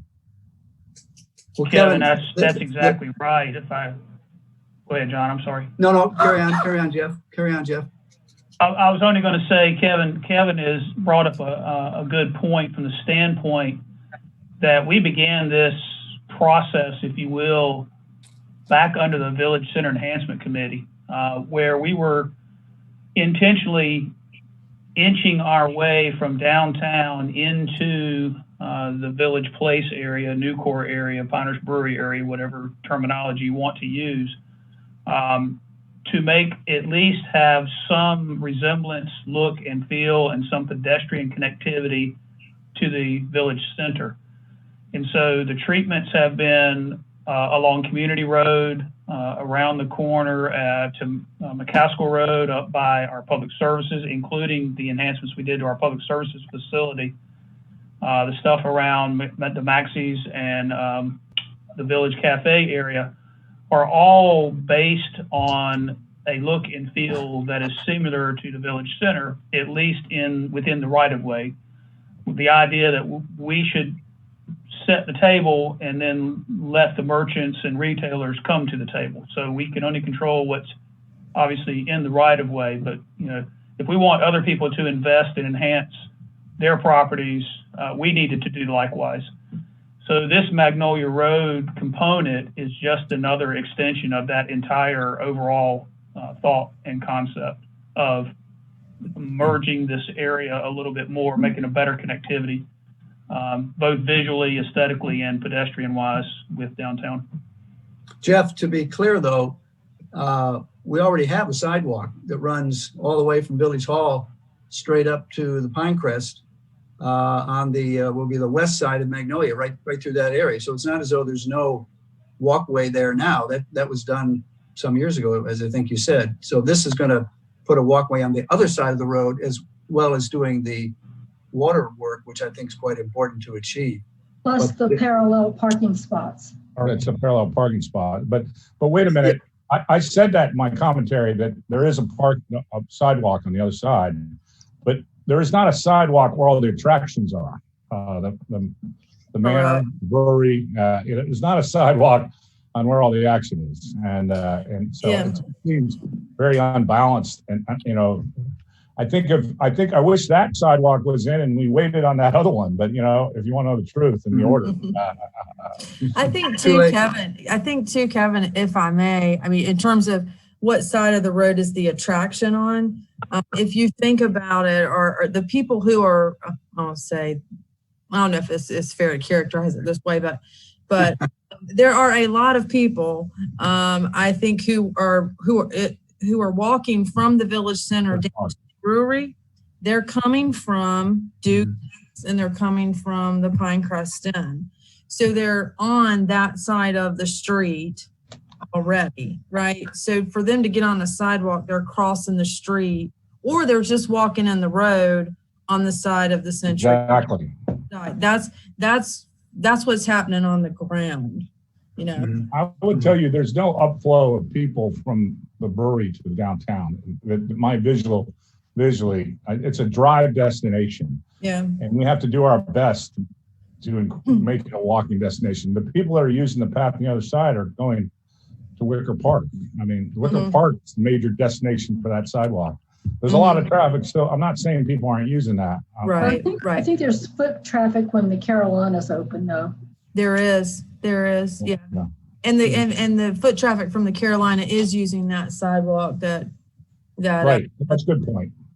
Right, because they come from that side.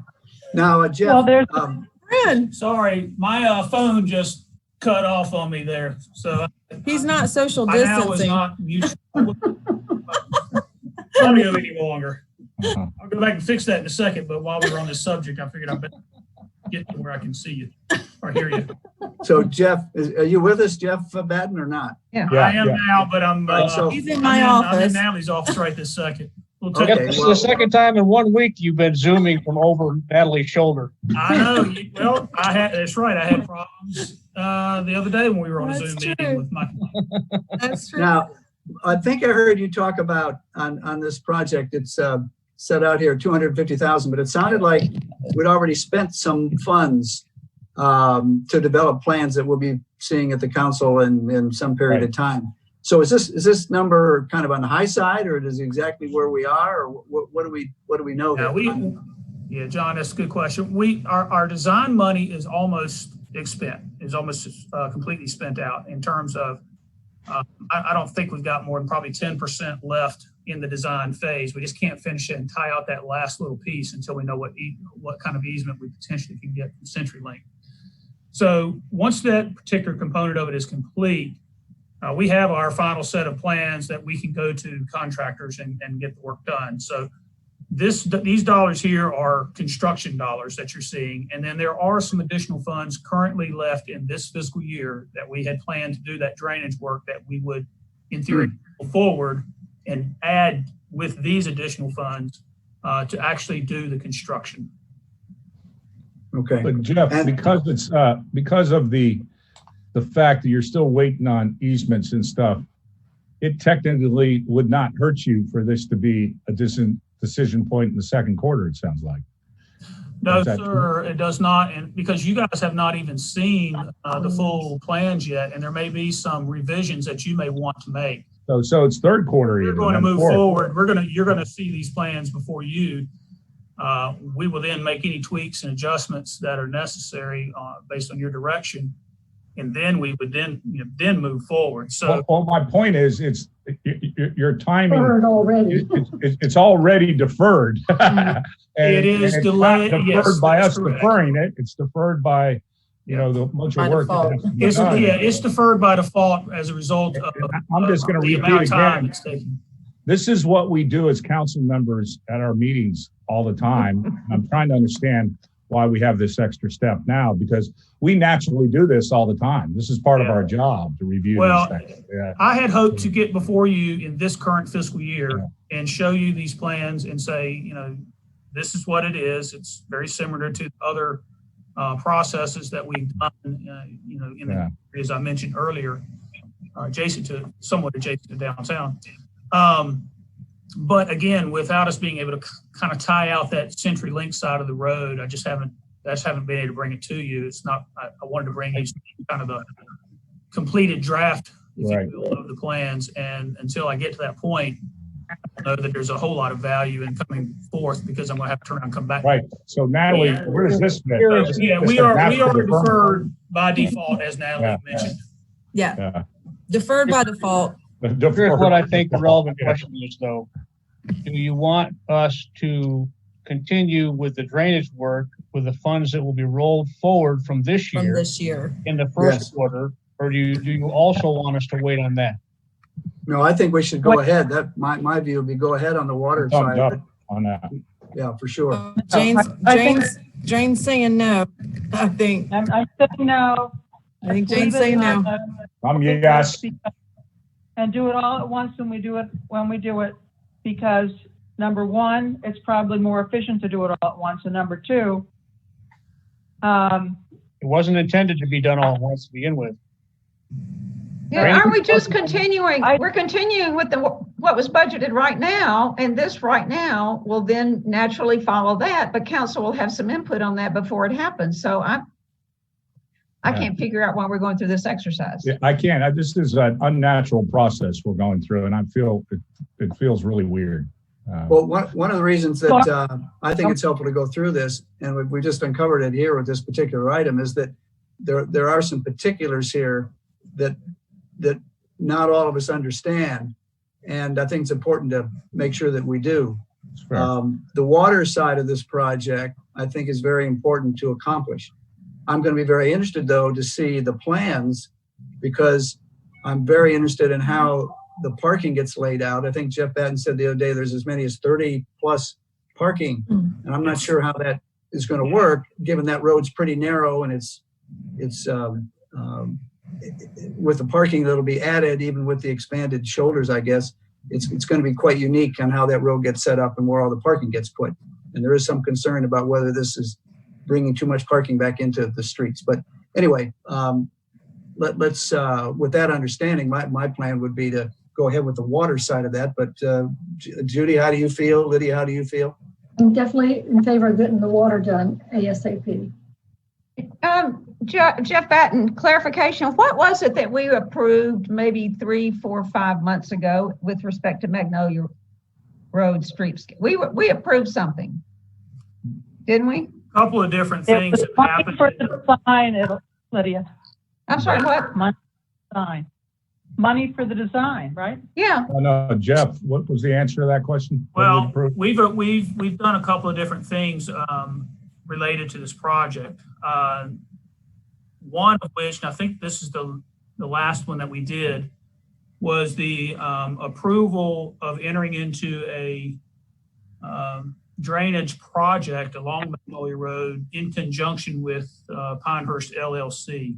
We had a 50-50 split on a drainage project there.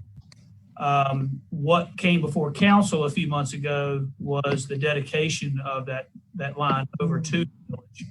That might be what you're thinking about. I'm not certain that is, but. Yeah, I don't know. It seemed like we approved some design for Magnolia Road streetscape.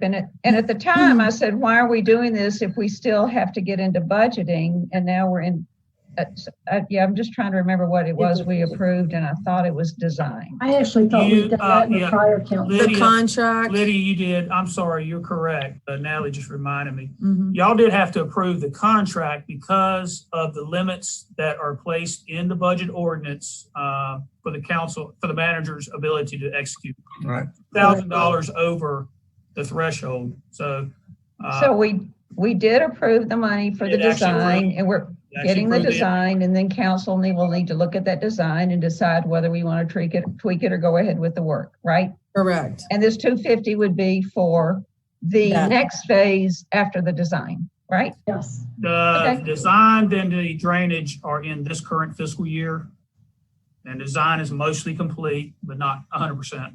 And then the Yep. remaining of the project, really the stuff that you see above ground is in this 250,000. I see. So the 250 does not include the drainage. It's Yeah. not. It's We've not- already approved that. We've already approved that, haven't we? And it was funded previously. It by It's the prior- funded, so I'm This trying to year- understand why we're going backwards. We're crawfish. I don't really understand. Okay. All right. I think Is this spend what we strictly for the have. sidewalk? Just leave this the way it was. Okay. No, take out the continue with drainage because that's not part of the drainage. That's a different project. It's Right. already been Yeah. funded and approved. No, that was my question to you. It was funny. It was a question. Do you want us to- Roll forward to next year? The question is, do you want us to pull that money off the table, or do you want us to continue with the drainage? And I think Keep it you on the did that. table. I The think the drainage answer is is yes. different money. It is right. It's just a note to staff. It's fine. No, he added it to the list. It's not on there, Yeah. right? Yeah, We got So it. that's what, Yeah. We carry forward. We But- will but- move. We will move forward, not with construction until you see the plans. We will move forward with bringing you plans and getting the drainage done. But you're that gonna is a do normal anyway. process anyway. Which Correct. At the end of the day, we're it already makes- going to approve this and approve the plans. So I'm trying to understand why this process exists. But anyway. Okay, pipe Time inspection. may work out. What? Based on the way the timing may work out. Yeah. Based on the timing may work out anyway, it'll probably flow and continue as one project, timeframe standpoint. Quit while you're ahead, Jeff. Okay, Gladly. can we move on to the pipe inspection camera? Please. Thank you. I don't know what this is. So Thank you. I'll let Jeff and Mike Avke explain it. You want Mike to do it? Mike, do you want to get on here since I don't seem to be doing so well? I will be happy to talk about that, Jeff. Yeah, thank you. Bail them out. Yeah, I'll bail you out here. Mike, thank you. So stormwater, continues to be a challenge for our department. We're moving towards the generation of a stormwater master plan, which talked about greatly in the long range comp plan, and our satisfaction ratings in the community surveys have been kind of going down in recent years. And so as we move towards a stormwater master plan, I think there's a few things we kind of got to get our own house in order with first. And we've got a good jump on that with some mapping that our GIS staff and our public services staff has started putting together. We've got a map of I'll call it a stormwater system, though it's not really a designated system. It's just a bunch of pipes out there and boxes out there that we maintain.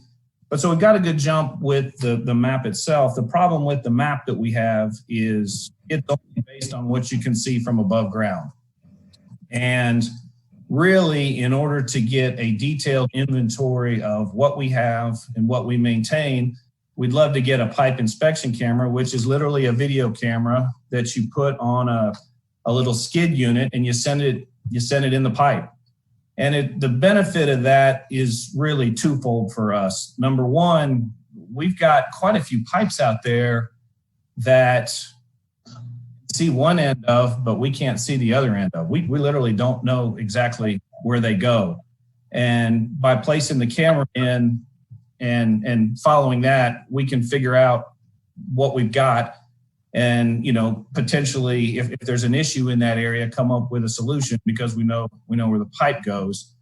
But the second thing really is getting an assessment of the condition of the pipe. We tell that from above ground. It may have roots all in it. It may be clogged up with debris. It may have cracks, in it that is getting ready to fail. And we'd love to be able to be more proactive, I guess, in that respect, and be able to identify problems before they happen, maybe go clean out a pipe when it's 80% full of debris that we see in there, rather than waiting for it to be 100% clogged and, flooding a roadway. So it's really a tool that I think we will benefit from getting an inventory and an assessment of the pipes that we have out there that we maintain. Hey, Mike, I have a question. I mean, we've had to do this a lot in Pine Wild, and we've had to go find people who had a camera that would extend far enough into the pipe so we could see where it was broken, what it looked like. How are you guys doing this now? Or is this we contract it out. We bring people in to do that when we really need to. We're certainly not doing it for the whole system. I'd love to camera every pipe that we have, and that would cost way more than $95,000 to do. So we call people in on an as needed basis, but we're probably not doing it as much as we should just because of the cost. Now, what is the useful life for a camera? I definitely believe there's a need for it. What's the useful life for this camera? I don't know that I have the answer to that off the top of my head, but I would think it would be at least 10 years. Okay. And what's the timing, Mike? In other words, had you planned to start using a camera like this on July 1, or is this something that you was gonna be deferred anyway, or is it something that could be deferred? I mean, because really what we're talking about now is timing. Sure. I'd love to get it July 1 or order it July 1. If we have a hot, dry summer and fall, we'll probably be okay. But we're also coming up on hurricane season, and we would put it to good use immediately. So we were planning to get it as soon as we could. We've gotten by without it for a long time, and an extra 3 months probably wouldn't hurt us. But if we do get a hurricane that comes in the fall, it would certainly be beneficial at that time as well. Mike, tell me, I'm sorry, Judy, go ahead. Go ahead, Kev. My question is there any way for you to extrapolate what you would spend over 10 years for a third party to do it, which might be a good way to judge value? Sure, we could look back. I know I'm talking about guessing right now. I'm not. Kevin, I think we put $10,000 in the budget this year to do that. I think that's what we had last year. So we're talking over 10 years, we make 10 grand maybe. Yeah, I mean, that covers a couple of days of somebody coming down to do it. It doesn't go very far. I just wanted to ask more than that, Kevin. It's because we're currently contracting that effort on a very sparing basis. And what we're doing now doesn't allow us to go out and do the inventory work on our current system.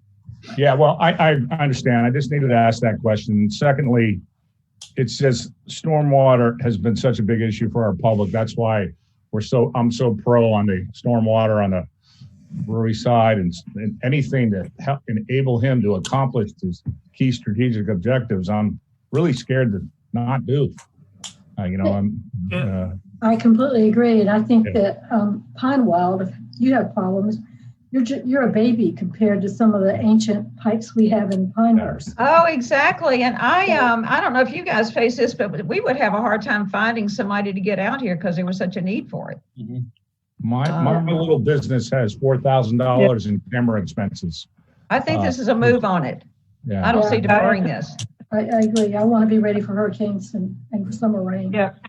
And it's Mike, I would even think during the dry seasons, you can use that camera to go look at pipes that maybe aren't clogging up. I mean, you can use it year round. We would use it year round. In the winter, our crews are, a little less busy because it's outside of the mowing season and the growing season. We'd really put it to good use to see what we got there. So now my VOP orders are going to say pipe camera needed here. Possibly, yes. I think the other thing I've learned from Mike in some past conversations is we have some drains that we assume have pipes in them that lead to some other spot, only we find out we don't. And You that's don't know why, where they go. that's why we have a lot of flooding, that we have some drains in town that really don't go very far and they don't go anywhere. And that's why things back up. That's So right. that would help us there. So this is a move on item. I think there's a lot of value to that. Yeah, like I said, at my little business downtown, I think we have about $4,000 in camera expenses to figure out the archaic plumbing system in that old building over 6 years. And that's just a little tiny business. And we finally figured it out, and Moore County used our data to replace the sewer, but and I got some help from the municipality, but it's a nightmare down there. Old, it's 25. All right, 125 years old, our anniversary. Good time to plug our anniversary. Colder. Yeah. All right, right, let's move on. sounds good. I heard move on that. Yeah. If that's all right. All right, the next item on the list is the Welcome Center. And this is one of those services that is kind of periphery to core government services. Felt that that could be one option if things got really tough. I don't know if we're at the point that it's What does that include, the 23 grand? to that point. So the 23 grand is the grand total operating costs of operating the Welcome Center in the theater building. So it includes the lease expense, the utilities, the cleaning, the supplies, the printing for the maps that we distribute at the Welcome Center. It includes the logo merchandise. You know what? I say that, Judy, I might have to go back and double check. And Marty will let you Because know these. I think the intent was to be able to continue to do logo merchandise sales from that location. We could do that from Village Hall, or go to some remote option, or license our logo merchandise so that our local retailers could sell it themselves in their stores. Didn't we hear in the community survey or something that visitors to the Welcome Center have increased like dramatically? Yes. Because it's more reliably open. Yeah. What'd you say? It's because it's more reliably open now. Yeah. Yeah. It So all comes down, in my opinion, to volunteers. And sometimes we have enough volunteers and sometimes we don't. And so whether the door is open or not depends upon that, although Jill Wazuski works from there and kind of keeps it open most of the time when she's not doing other projects. But correct. So let me just explain the operations a little bit, maybe for some of the newer council members who might not be as familiar. We have always operated the Welcome Center with a pool of volunteers, very committed volunteers. And we moved the Welcome Center from the log cabin to the theater building right before the U.S. Open. So that was 2013. 14. We did it right before the U.S. Open. And so we have a year-to-year lease, a 12-month lease that expires July 1 this year. So you only get these savings if you actually decide to not reopen the Welcome Center next fiscal year at all. As it stands right now, internally, Jeff and I have talked about and talked with Jill about this. To John's point, the willingness of our volunteers to work in that space, given the current pandemic environment, is something that we're concerned about. So right now, our recommendation and our thoughts are that we would keep the Welcome Center closed until at least October. We need to redirect Jill's efforts to some other administrative support requirements that we have.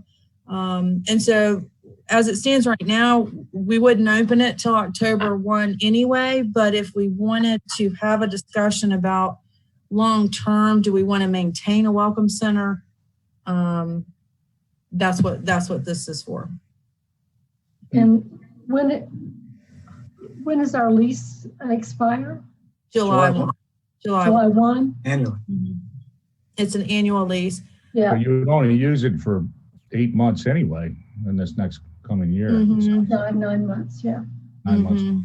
It just, I mean, it just seems like in a time of crisis in a tourism destination, you probably need it now more than you needed it before. Does that make any sense? You know? Yeah, it does. I think half of our visitors in the Welcome Center are actually residents. Okay. They're actually residents who come in there to get stuff for their guests that come into town or whatever. But Lydia, to your point, our Welcome Center visitors have gone up, and that is because of the great job that Jill has done in managing it. When we put her down there, so she's physically located there 20 hours a week, and then she's supplemented with volunteers, and she's been really, really effective at recruiting volunteers up to this point. So there's a volunteer there for most of the time, if not, I mean, the vast majority of the shifts. And she is able to do administrative work related to the Welcome Center and also supporting some Village Hall staff, but just remotely from that location. Yeah, I like the idea of having a welcome center, but with this lease coming up July 1st, I'm struggling with whether we keep it there. I don't know. Something else with it, yeah. I would say that there's two different decisions here. Mhm. Like there's whether to keep the Welcome Center, but that spending towards tourism should exist in this time of crisis. Mhm. So I don't think the spending should be eliminated, if that makes any sense. But I understand what you guys want to do, what we want to do might be. So I wanted to separate them because I think the investment in what is, tourism is important, is good, but whether that's the right investment. So I guess if this is about saving money, I would say there is no savings here because I would support spending the money even if we didn't have a welcome center. That's what I'm trying to say. Okay. Does that make any sense? I understand your position. I don't know that Jane agrees with it based on, but I know other council members feel. To close the welcome center to me is like rolling up the welcome mat. No. And I'm just uncomfortable. I'm saying that kind of too, but I'm Okay. I'd rather see money put into polishing up the village than the welcome center, but. I think Well, we have a very specifically designed space there. The Welcome Center has been very specifically designed. And I think at a time when we, to be a Welcome Center, and I think at a time that, as has been mentioned by Kevin and others, that we're trying to support our local businesses and in trying to reach out and embrace tourism, it makes it very difficult not to have the function there in whatever way we can do it. So do we have, is it expected, Natalie, that I take your point about the virus and maybe needing only to have Jill there. I think that's what the point you were making. And maybe our volunteers don't want to go there just now, but with Jill there, that's at least a presence at some points in time during the week, right? It is. I will tell you, we rely on her quite heavily for administrative support here in Village Hall. Yeah. It's gonna present some capacity issues, I think, if she does not have volunteers come back. I'm not quite certain that we could maintain the current operating hours. That would be something that we would maybe need to look at. Which will make it less effective. Which would make it less effective. Yeah. You understand what I'm saying? I know John said we don't want to. We heard Lydia say don't pull up the welcome mat, and John say to support our businesses. But I'm saying we should spend the money to support tourism and the businesnesses, no matter what. Yeah, I hear that. Just saying, it's a matter of how. I think Jill would be a valuable asset. And, we're talking about how to support village businesses. There was a letter working on a note out today to village businesses, and we're trying to find ways to support them. I think letting people know that we're open and we're part of this the state program. You can count on NC program, but and stuff like that. I think there's lots of opportunities. So I think the spending needs to be there. I just don't know if you're saying operationally we can't. That's going to affect my decision on this. What is I think it's one of those things that we'll just have to wait. I do want to clarify, the Welcome Center was never really intended to be an economic development function of the village. So, it was intended to be a place where visitors can come get information.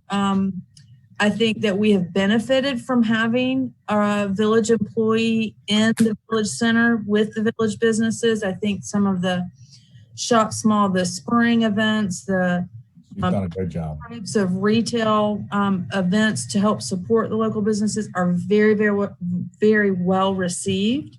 And Jill does an absolutely fantastic job with those. So I hear what you're saying, and I'm hearing that is not of interest. So we will, unless I hear otherwise right now, go ahead and proceed with signing that lease.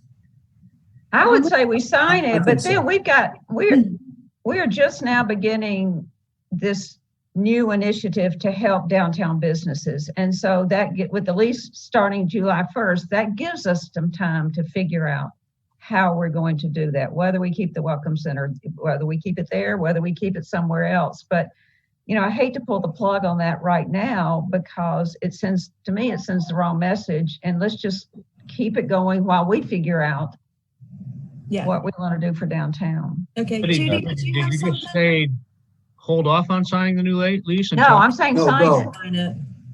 Sign it. You said we can figure out whether we're going to keep the Welcome Center there.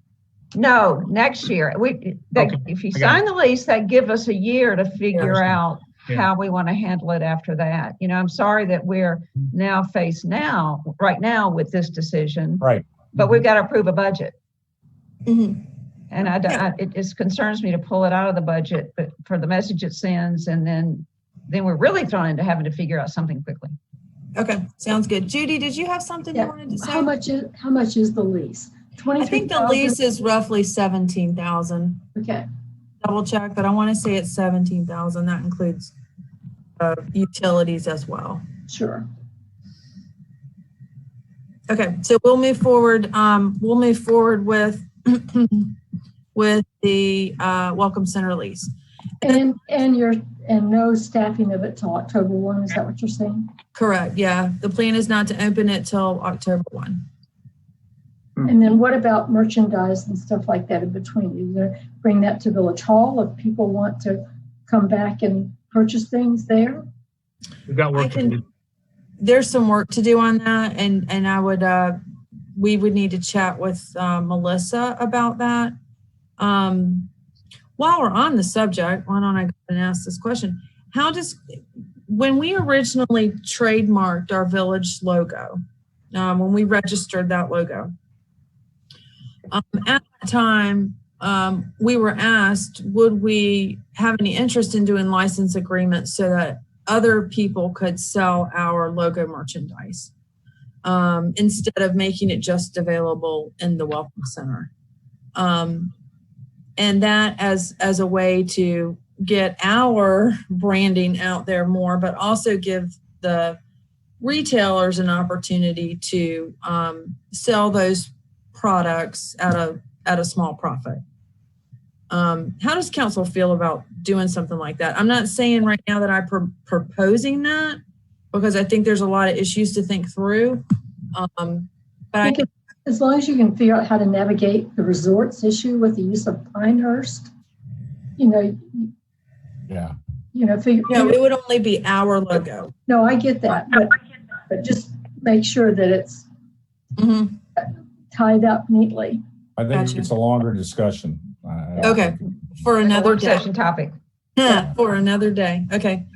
Yeah, I agree with that. I think it's another day, but I believe the issues with the resort were worked out when we began to do that type of logo merchandise, basically, Natalie. Isn't that true? Oh, we had a trademark attorney Yeah. pull all of our stuff together. So there's no license and there's no infringement of the sort with our logo at all. Right. Yeah, I'm sure there's not. But Just I everybody's believe- facing the same side.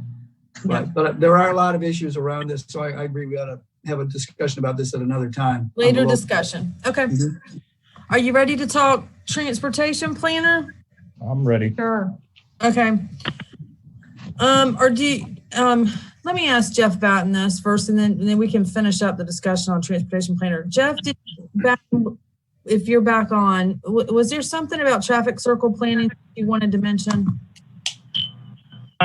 Yeah, the only thing I did want to bring up on that lower item, which might be a quicker discussion, the $35,000 for the traffic circle plantings.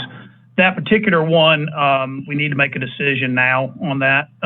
That's not a deferment. I have to advertise and put out bids to have a grower grow those plants, and that usually needs to be contract needs to be in place in June so that they can begin growing those flowers. So if we're going to do that one, I kind of need to know, are we going to do it or not? As if we are, then I've got to go ahead and move forward and getting an RFP out there for contract growers. I think the council has suggested, please correct me if I'm wrong, members, that we should proceed with that. Does anybody disagree from the village council? No. I think there's your answer, Jeff. Very good. We'll proceed and get that one out. Thank you, Natalie, for letting me insert that. Yeah, you're welcome. Natalie, as we go on and as Jeff's leaving, at some point I want to just direct us back, not for discussion, to the list of facilities that will be included under the pedestrian walkways, the other 250,000. It's in the book, I think. We talked about it the other day, and I just want to make sure we all look at that in detail at some point. Not now, but at some point. There is no list right now. There's no list. I We thought don't have we any had a few detailed plan things on on it. what. The notion is it would be used to address connectivity between our footprint here in the Village Hall area, the community center, Cannon Park, and potentially out to the school. Well, that's what I meant. It picks up from the discussions we had with some residents going back to the school concerns, but connecting up to this community center and all that. Yeah. Well, so those are the things I had in my mind on it, and I will be sorting that out. I think that's a move on item though, as we just to clarify, that stuff goes in front of us for approval. Yes. So I mean, it's already. I mean, it's not like mainline just because it's in the budget, and we keep we're duplicating efforts. It seems like to me, but okay. Very good. Go ahead. We just need to know whether that's a priority. We need to move forward with, July 1, or if that's something you want to wait with them. And I'm hearing move forward on that. Absolutely. Okay. So as it relates to transportation planning, which that conversation did, because if we had a transportation planner, we'd be farther along in what to do with that $250,000 plan. Correct. That is a true statement. Yes, Mr. Sanborn. That is a true statement.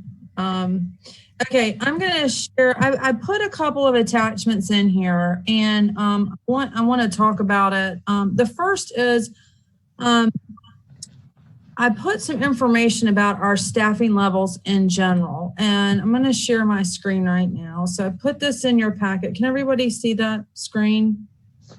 Yep. I do want to say this is not something that we prepared yesterday. This is something we prepared like 2 years ago. And it's just information that we've had and have kept up with and worked on it when we were doing our Baldrige application. The second sheet that's in here is also something we did not prepare yesterday. This was shared with you at the Village Council Strategic Planning Pre-Retreat meeting in November. So this is the exact same information that you saw 6 months ago, if you will. So I just wanted to clarify that we didn't spend all of our time yesterday doing this. Hey, Natalie, this is really helpful. Has anybody ever challenged the validity of these? I'm going to carry this with me everywhere I go. Well, I'll be happy to tell shared it with anybody. I don't think we've ever shared it, quite frankly. It's just something that we management has tracked. as a way to evaluate our staffing levels to determine whether they were appropriate or not appropriate. It's just a benchmark. I mean, that's all it is. But I think, there have been comments that, we have high staffing levels, and at least from management's perspective, we don't feel that's the case. And I think that this information, which again, we've just never shared before, kind of goes to show that. So if you look historically, we, back in 05, 06, 07, 08, our recession's starting to hit us right here. In terms of the total number of FTEs that we have per 10,000 in population. We were right there with other governments in North Carolina. So this UNC benchmark group is 13 different towns in the state of North Carolina that participate in that benchmarking project. So they are like us, towns that are focused on their performance, focused on results, have strong performance measurement systems, so on and so forth. The latest data that the School of Government has published is 2018. So they have not published 2019 data yet. They have not finished that project. So that's why it stops there. And then the blue line is Southern Pines FTE, and this comes directly from their comprehensive annual financial report that they produce every year. Their most recently produced comprehensive annual financial report was FY 2019. Therefore, we've not finished 2020 yet, so I don't have the final actual FTEs to be able to put data in the 20 column for Southern Pines. I just wanted to clarify that. But this FTEs per 10,000 is a very commonly used metric to compare staffing levels across governments in the United States. Some organizations do it per 1,000 employee, but per 10,000 is just as common as well. So what you can see here is that when you take a look at the number of FTEs that we have per, and this time period right here, by the way, corresponds to when we adopted the Baldrige framework and really started focusing on being efficient, evaluating things, automating our processes so that we wouldn't have to hire people, so on and so forth. So you can see, since we really started using that framework, we have been able to operate with roughly 30% fewer employees than the town of Southern Pines and close to 40% fewer employees than this benchmark group. So I share that with you to say this: when we bring you a position request, it's very thought out, and we feel that there's support and justification for it. It is not because we're trying to bloat the staff or anything to that effect. So I just wanted you to have this information, and that's why I included it. Okay. Natalie, you might want to comment on the makeup of Southern Pines data there. Oh yeah, I will say this. It excludes utility operations, both in the benchmark, UNC benchmark, and because we only have a general fund, right? We don't operate a utility system. So the Southern Pines employees who are in their utility fund are excluded. Same thing with the benchmark group. So we're comparing apples to apples. And with regard to Southern Pines, they do have 9 library employees that are included in their numbers. Correct. Conversely, we have 9 solid waste employees in our numbers, and they contract their solid waste. So they've outsourced an additional requirement that's not reflected on this slide. Right. So it's fairly, I believe it's fairly comparable information. And there are different levels of services. As Jeff mentioned, Southern Pines operates a library, but they also don't have solid waste staff. So that is, and in this case, it actually happened to be an exact number, 9 for 9, as it relates to those two. Good planning. Yeah. Okay. We benchmark our solid waste crew to Southern Pines Library crew. Try to keep it on par like that. Now we know if they can help with our library. Yeah. Okay. So I just wanted to share that with you because I do think it is useful. Of course, we've been doing the same thing with our library crew. We benchmark our library crew to their solid waste crew. Oh, funny. Natalie, would you mind getting Moving back along? Of course, we'll ignore the village manager for a minute. Otherwise, we better take a break. All right, I'm gonna wrap us up. This document right here, can everyone see the transportation planner outcome Word document that we prepared? And I apologize, I have got some throat, so please excuse my coughing. Judy, this was really an attempt to address, I think, the information that you were looking for or that you asked for on Tuesday. And I think John and some other council members also indicated that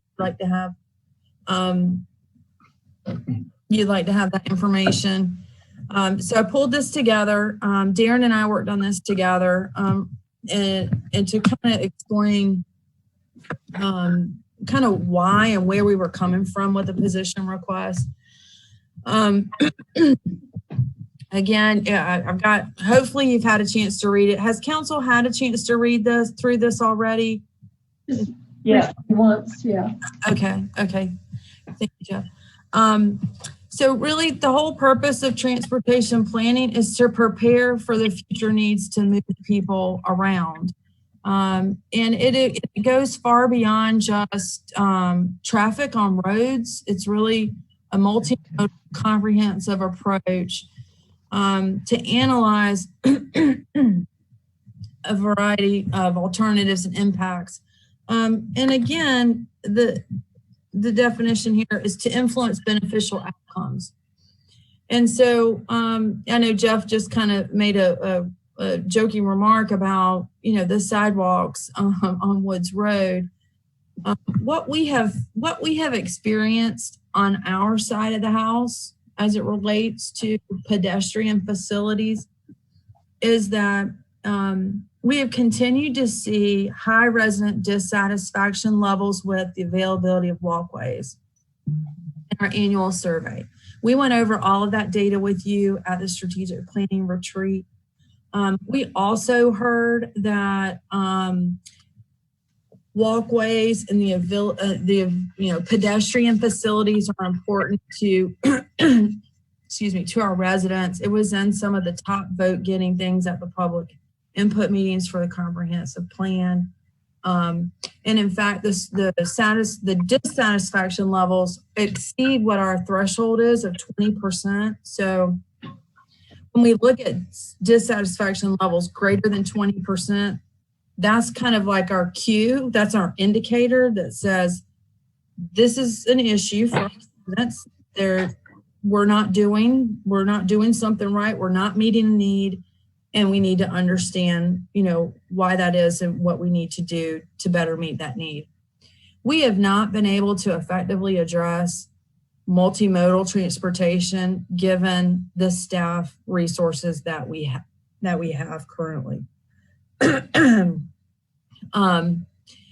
And while we have a bike ped plan, the amount of time it takes to figure out which roads you're going to go down, what the material is going to be, what do the residents want, do you go on this side or that side, all of that takes a lot of time.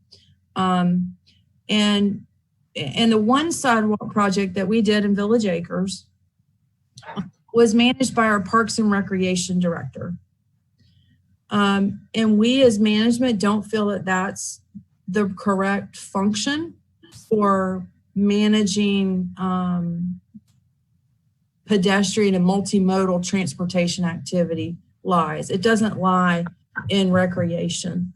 But it went there because there was nobody else to do it.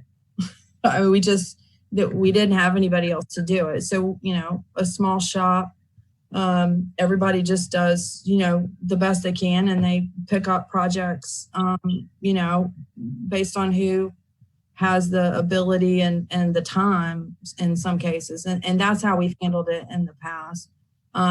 We do not believe that that is the most effective way to manage this important issue in our community, and therefore we are requesting this position. I've listed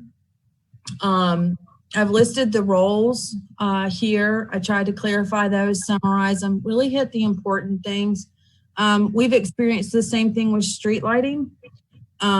We've got wayfinding signage, liaison with the Department of Transportation. Parking is another really big issue. There's really no one on village staff right now that has the time to be able to adequately address parking issues, or the time to address golf cart mobility in our community, and looking for ways to do that. So that's what you have here. I identified, just as a reminder, this is a big issue. You said it was a big issue in December at your retreat. You told us 3 strategic challenges were related to the transportation system. There are 7 different strategic opportunities that kind of interface with transportation. And it's really because of what you see here in terms of challenges and opportunities, combined with the resident dissatisfaction levels, the complaints that we receive, and then the long-term desires expressed by our residents in our comprehensive plan process. For those 4 reasons, we felt that this was the best solution to present to you. We did take a look at what it would cost if we did this on a contract basis, and I know some of you have concerns with contractors. But basically, at the end of the day, we think it's about a 30-hour-a-week job, and I provided you all that capacity analysis. We looked at that before. The consultant that did the transportation component, the sub-consultant, J. Scott Lane, was our sub-consultant on the comp plan, who we had worked with before on another project, planning project as well. I had a conversation with him and just said, here's the job duties. If we were gonna contract this out versus bring it in-house, what would the bill rate be? He said a blended rate probably of $130 to $140 an hour. I went on the lower end here, but it could be as much as $140 an hour. At 30 hours a week, that's about $200,000 compared to 90, whatever that was, 97 or roughly 100,000 to bring it in-house. And to bring it in-house also, I think, gives us the added benefit, as I stated in point 2 here, a little bit extra help for our planning department, who, which is really, in some cases, I would characterize it as drowning. I sat in that department for 9 months, and I saw the volume of work, the amount of time it takes to review individual plans and deal with issues related to development. That department manages a considerable volume of work, and this additional number of hours would be very beneficial to them. Also, in talking with Scott Lane, this is actually the 3rd bullet, was one of the points that he brought up to me. He said that in his experience, it is often a little more difficult to contract out this type of service, because a lot of times the transportation needs of communities are very specific or individualized, right? And that's what you want. DOT is concerned with moving a lot of vehicles down major highways and state roads to get people and goods and services from one spot to the other as quickly as possible. But our community is different, and the character of our community is important. And so, those things we feel need to be of utmost importance when we're talking about how our residents get from their home to downtown, to the resort, to the grocery store, to wherever their destination is. We think that's pretty important. So those are the reasons why we believe it's better to bring it in-house than to contract the service. There are also several functions on that job description and some comprehensive plan strategies that I've identified here, that when Jeff and I sit down and we look at these responsibilities and these strategies that the council has said you'd like for us to pursue, we look at each other and say, who's going to do this? Because I don't have time, and you don't have time, and you don't have time, given all the other responsibilities that we have. And so that, again, is we are concerned that we will not be able to address parking. We will not be able to address key intersections and pedestrian safety adequately. We will not be able to apply for grants effectively, just due to, as I said, the volume of work that we're managing right now. So that's what I've given you there. And then, Judy, is this anywhere what you were looking for? Is this anything? Well, I mean, this is certainly very broad. I was actually not looking for a 6-page report, but really more, what do you think that person's going to accomplish for us in year one? And what difference is that, and the value is that going to make for the community? In year one? Well, yeah. It will take a little while for somebody to obviously get up to speed to understand our transportation systems. But in year one, I would really like to see us using streetlight data. I would really like for us to have a much better understanding of where our traffic is coming from and going to.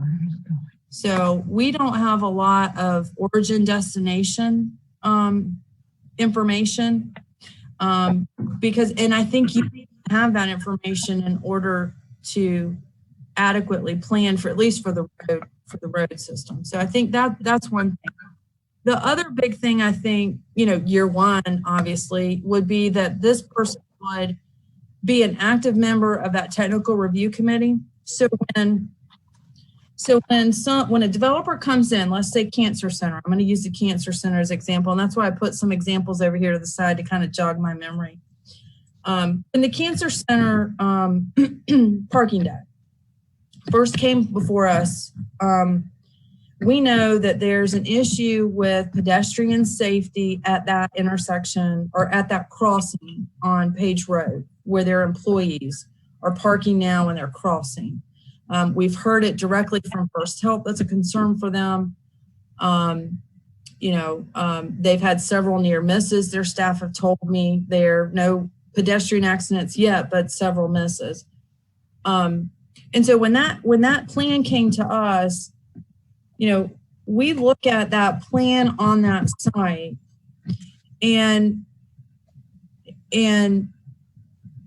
but our planners do not have an overall multimodal, I'm going to call it a sidewalk plan for right now, for Page Road and over in that area.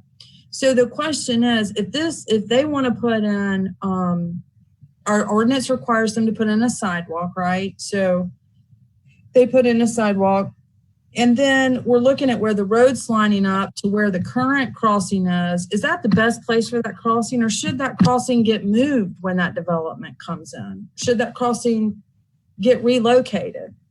We're not transportation planners, and we can't answer those kinds of questions in-house. So that would be something that they do. That you would take a look at the current development that's sitting in front of you, and you would say, how does this development fit within the overall broader transportation system of surrounding properties? And are there ways to maybe get some connectivity at the same time this project or site's being developed that might be beneficial overall transportation system? So that's one thing. Update the long-range plans. We wouldn't do that in year one. Liaison with DOT and TARPO based on their deferment of funds. There might not be that much liaison going on in the first year, but this is a very critical. Understanding these processes and navigating those relationships, I think is important. Level of intersection studies. This is something that I'd want to see done year one. And Darren, you can chime in at any point in time. But right now, Jeff Batten manages level of service intersection studies. So we have a contract with CMS Engineering, and every other year they go out and they provide level of service for 8 different intersections one year. I think it might be 7 the next. We don't really do anything with that data. It's because we don't have anybody that's capable of knowing what to do with that data, or being able to be in a position to say, based on this and the historical level of service ratings and counts and congestion levels, here's what you could expect in the future, and here's what a potential intersection improvement project that you might need to schedule 3, 5, 7 years from now. We're not doing any of that. We have the data, but we're not analyzing it. We're not using it. And I would say parking is big. So I would say year one, parking is something that really needs to be focused on as well. Natalie, I would add. Go ahead, Jeff. And I would add the vitally important focus on Highway 5 that we had planned for this year. Correct. What are we going to do see, about the thing that Judy, go ahead. Judy. No, you guys talk. Fine. Well, Judy, I think you said there's nothing we can do about Highway 5. Then why are we going to focus on it? It's a comprehensive look, and you have to understand what's going on before you can engage DOT on the types of improvements that are needed. And that, I get the street light data. That will certainly help you do that analysis. Yeah. Yeah, I can tell you when we got the street light software for last year for the comprehensive plan, Jeff Sanborn and I both had to use it. And it was pretty complicated. That had to be contracted out. It takes time. As I look at this, as I look at this, and it helps. It really does help. All the information you've assembled here, Natalie, really does help focus on the many areas with the word transportation in them that are in the comp plan or in all the discussions we've had in setting our goals. But it also, by doing that and reading over that and reviewing it with you now, it also points out to me that there's just a lot of, I think, more thinking, more identification of what those first, second year goals would be. You've gone over some of them now, but I think we could look at this list and we might all come up with some different priorities. So my feeling at the moment is we ought to spend a little more time trying to fine tune a job description and maybe what the priorities are, and defer any hiring decision, as you pointed out in the budget plan here, at least until the second quarter, because I think there's an awful lot of things that we need to work out on this in order to decide what's the best way forward, what's the most efficient way forward, and what are the key things we want this person to do. Because I don't even know if there's one person who would be qualified, and I think there are helpfully about this and needing somebody with a certification. But this is a very broad area, and I think we need to help prioritize a little more before we would be moved to a hiring situation. So I'm supporting the idea we need to work with the staff a little more on this over the next several months and see what we can come up with. Okay, so in terms of my view. Okay, you're saying goals define the. Okay, so I just want to make sure I understand what you mean by that. So the priorities, are Are you thinking things like install $250,000 worth of sidewalks? Are you saying things like a goal for this person would be to do 2 parking studies a year downtown? I guess what I'm trying to understand is it's not clear to me, I think, what you're asking for. It's all here. Well, I mean, May I ask? It's all there. I guess what I'm saying is to make headway, if we're going to hire somebody, to make it the most productive we can, we need to, as a group, decide what are the priorities we want to address first of all. Okay. System direction. And there are a lot of different things here, and we need to think about that. So I just think we need a little more time to think through the process, think through what the requirements would be, and help come up with a plan that will be that can work and that can address key situations that are going to have impact at the soonest possible date. Those are sort of my views at this point on that idea. So you want to be able to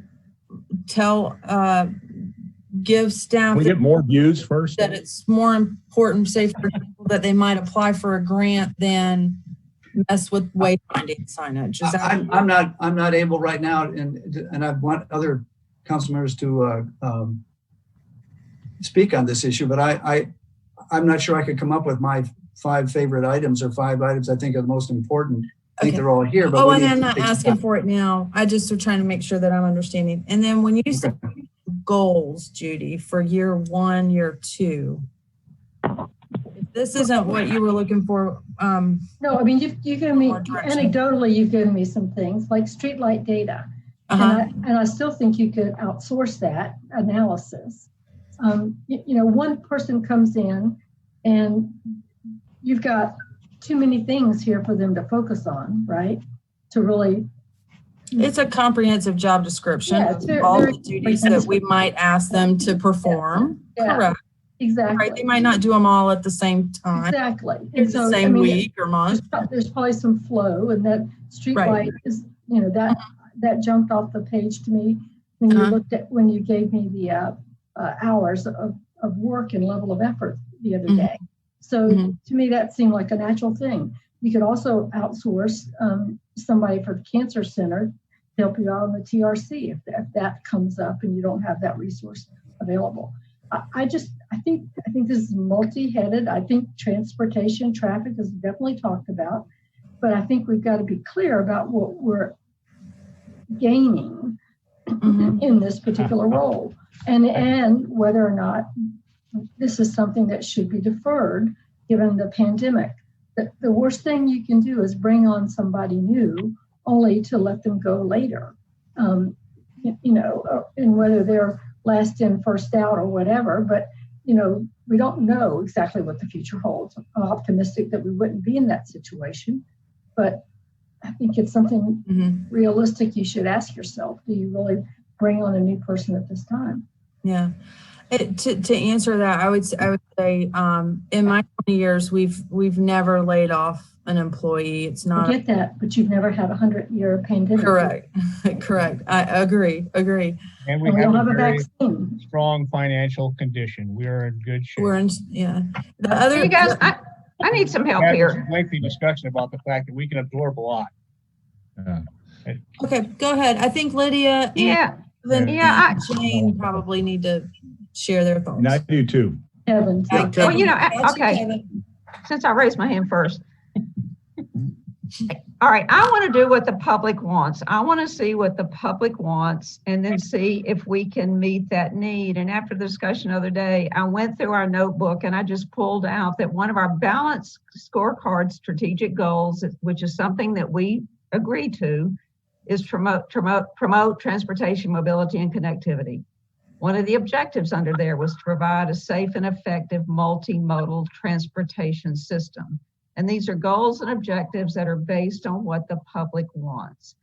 And then you go through the strategic opportunities, and 5 of the 16 strategic opportunities deal with traffic and transportation and all of the things this person would do.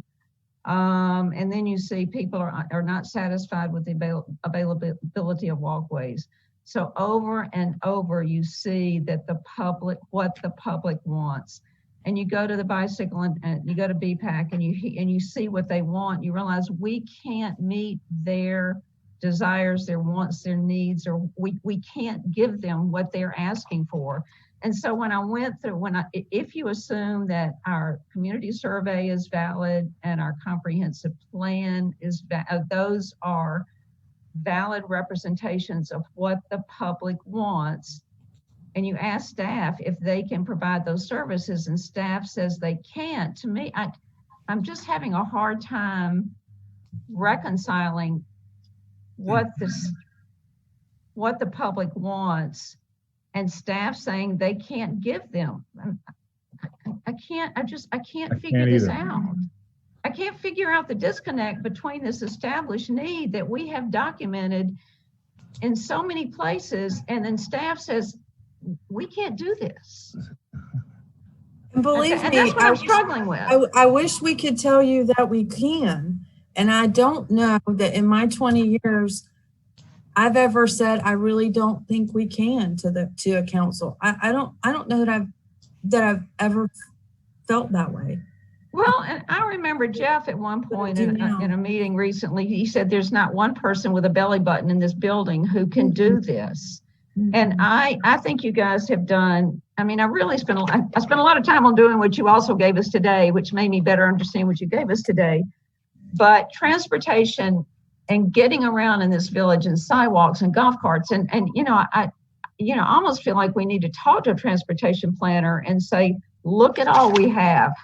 How do you suggest we approach this? Because I don't know enough to know how to approach this. And I remember also in December in our retreat, and I remember we were talking about Highway 5, and I said, how can we fix Highway 5 unless we know where traffic is coming from and where traffic is going? And Jeff said at the time, let the process work. And so to me, this right now is let the process work. This is the solution to so many problems or so many concerns that are reflected throughout all of our documentation, whatever you call it. I mean, there's this crying need for something, and you guys say you can't provide it.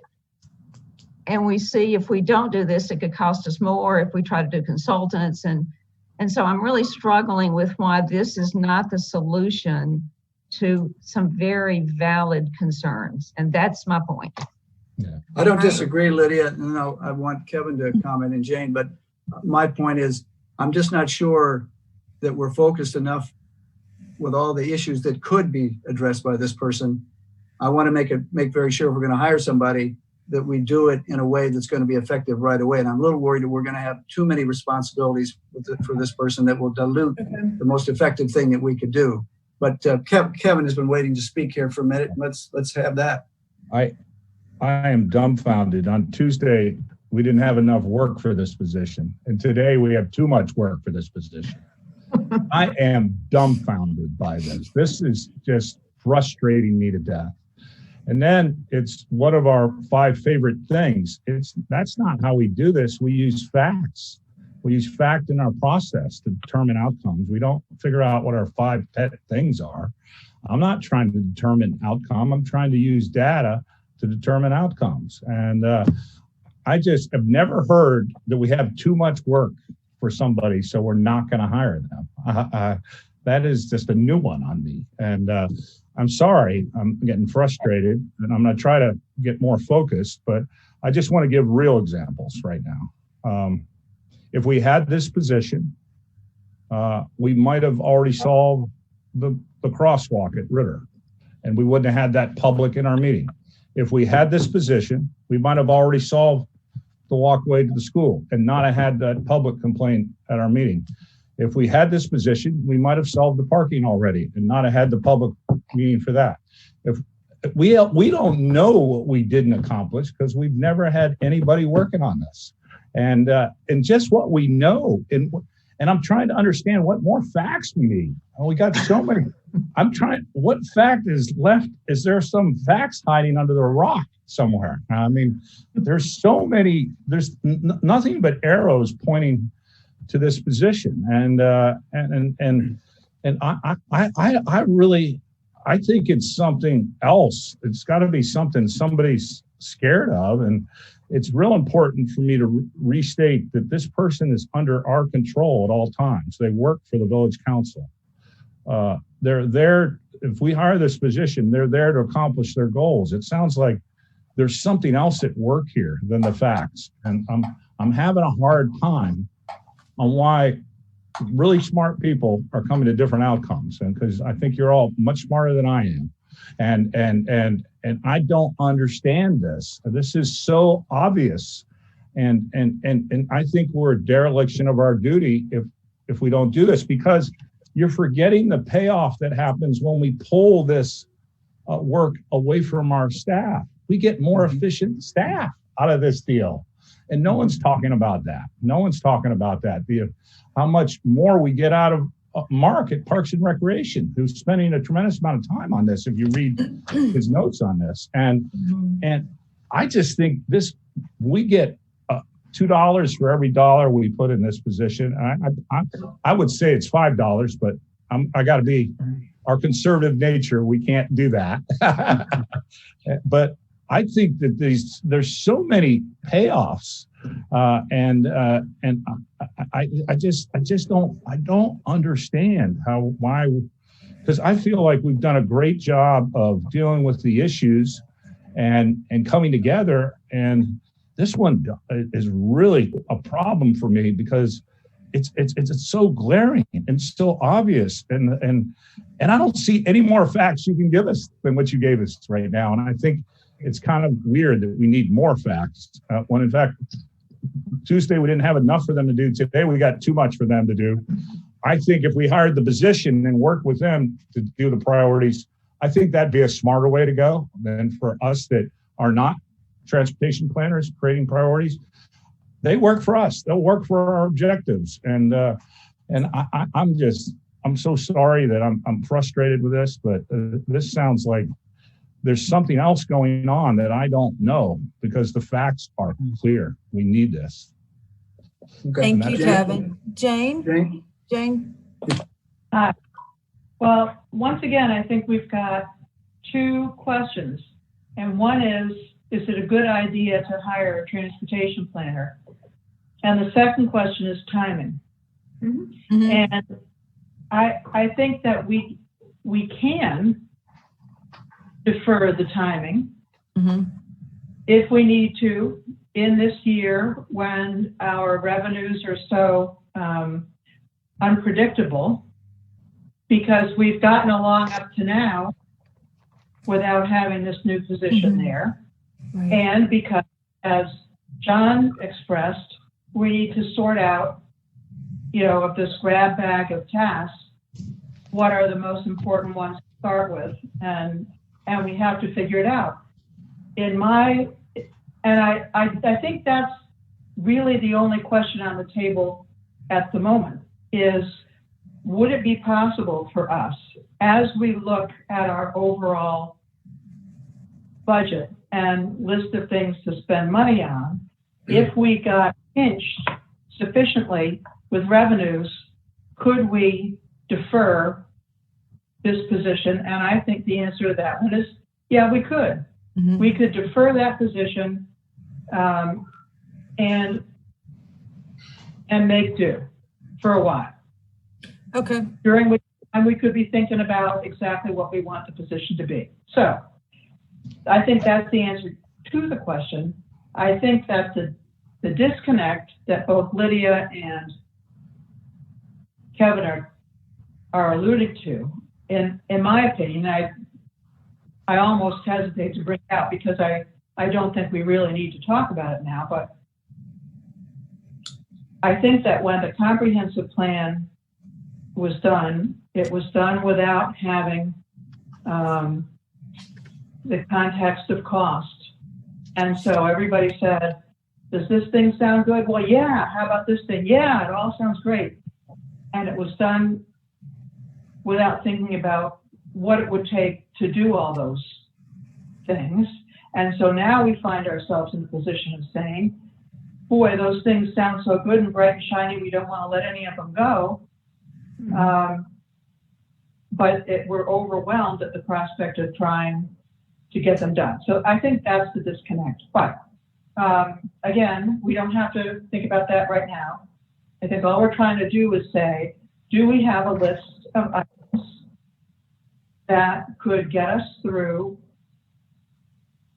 2021 budget if we had a drop in the sales tax revenues without having to have this, for this 1 year, a property tax increase.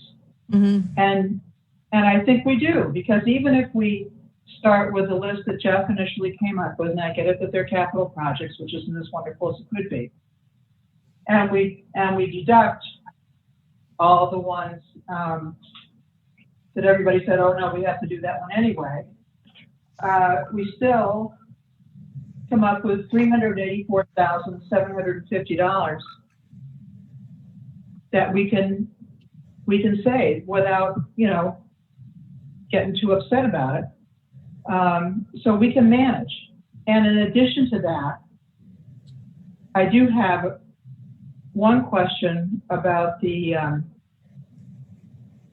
764,000? I'll pull it up, Jane. Very worst case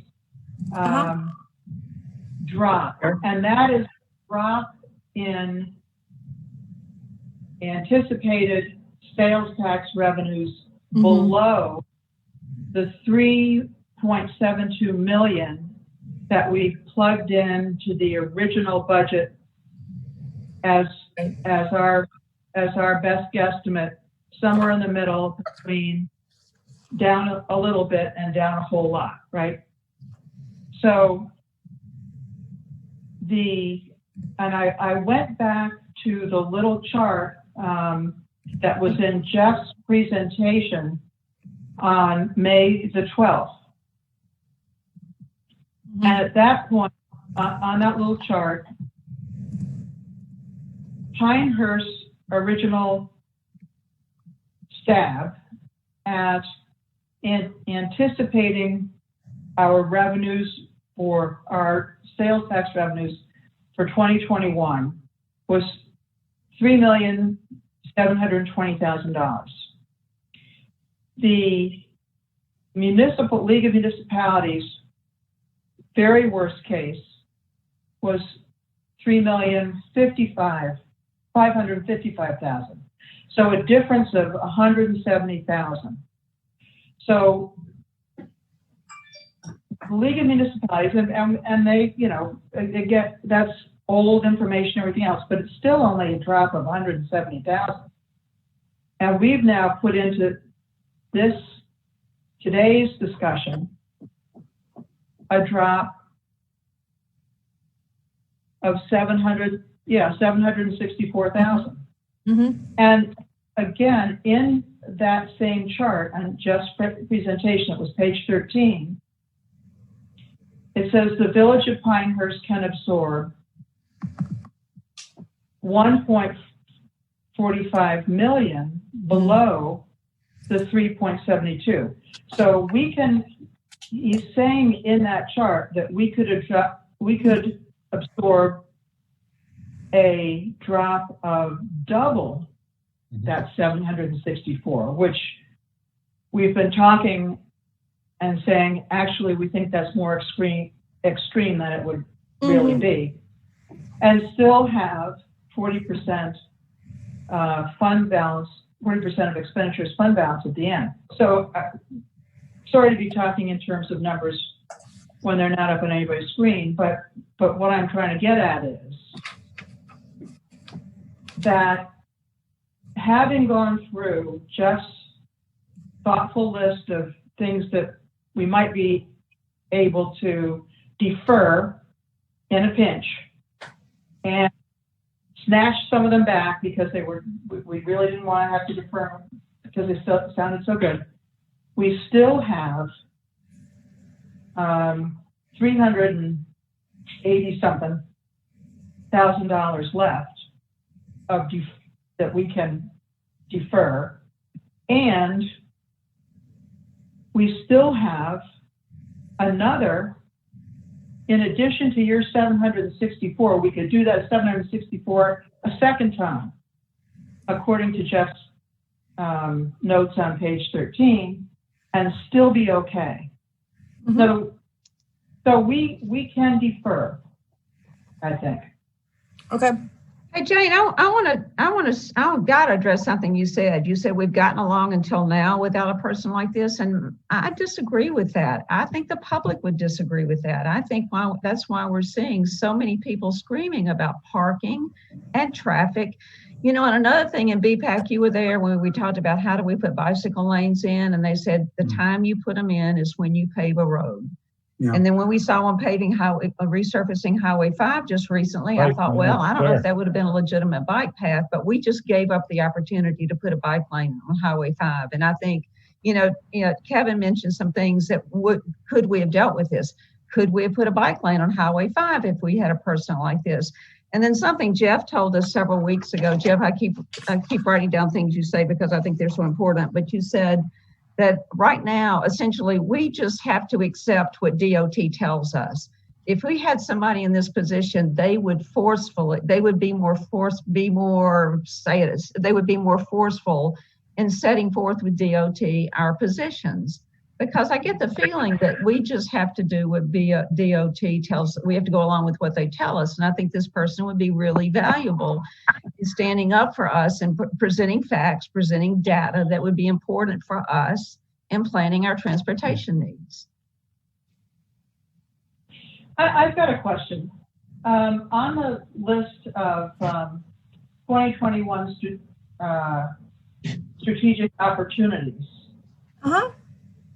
Item 8 is develop a comprehensive plan for mitigating traffic on Highway 5. Does that involve a consultant? No, I think that was reported in the newspaper to involve a consultant, but staff has never said that. No, this is, and Jeff, Jeff, if you want to answer. It wasn't the plan, and we don't, I say it wasn't the plan without actually having a firm plan at this point, right, how to tackle that problem. But I mean, the thought was to bring together a multidisciplined approach with, the experts that we have on staff and council, and maybe even from the community, to look at the traffic situation on Highway 5 comprehensively. Where's it coming from? Where's it going to? Why is it coming from those places? Why is it going to those places? And try to craft an overall strategy for the long term on mitigating future just to those problems on Highway 5. Right. Yeah. Well, and the issue now, whether we need the person or whether we don't, and like Jane just said, there are two things here. Do we need the person and do we defer? I think what I'm hearing, even staff has recommended deferral. Yeah, and we do. We recommend deferral. So it sounds to me like keep it in the budget, but defer. It's in the budget and defer it with Judy dissenting. To October. Yes, defer. Or later. We might. Or later. Could be later. We'll wait and see what happens after October. Yeah. Well, we might find ourselves enough information in 3 or 4 months that we know that we just doesn't make sense to do this until next year. But yeah, I think that's fair. It's important to retain the flexibility to do it in this year's budget if we find out we're in a pretty good situation. That we're in a position to. Yeah. I just have a concern. This question about what does this person do in the first year? They do the same thing I did the first year on council. Get your sea legs under you. So I think that I guess my point is that is a very difficult thing. That as soon as we delay it, we know the effect of this person will be a year delay. I mean, I'm not saying they can't do stuff the first year. So if they can't, then we definitely don't want to hire them. Well, that's not my point. I'm saying I think that we have good processes. We'll hire somebody, but wow, I'm glad I wasn't judged on my first year. I think this delay, and I just want to bring up a point. We are gonna delay fixing these outcomes to the public that they want fixed. And I want to say one more thing. I think we're going to let down our staff. Our staff's crying for help. And I think that is really upsetting to me, that we have a clear cry for help and that they need help in this area, and we're not responding to it. And I thought it was important to articulate that. Thank you. Kevin, I thought the same thing. Yeah. Can I say something to that, Kevin? First of all, I appreciate your comment. Thank you.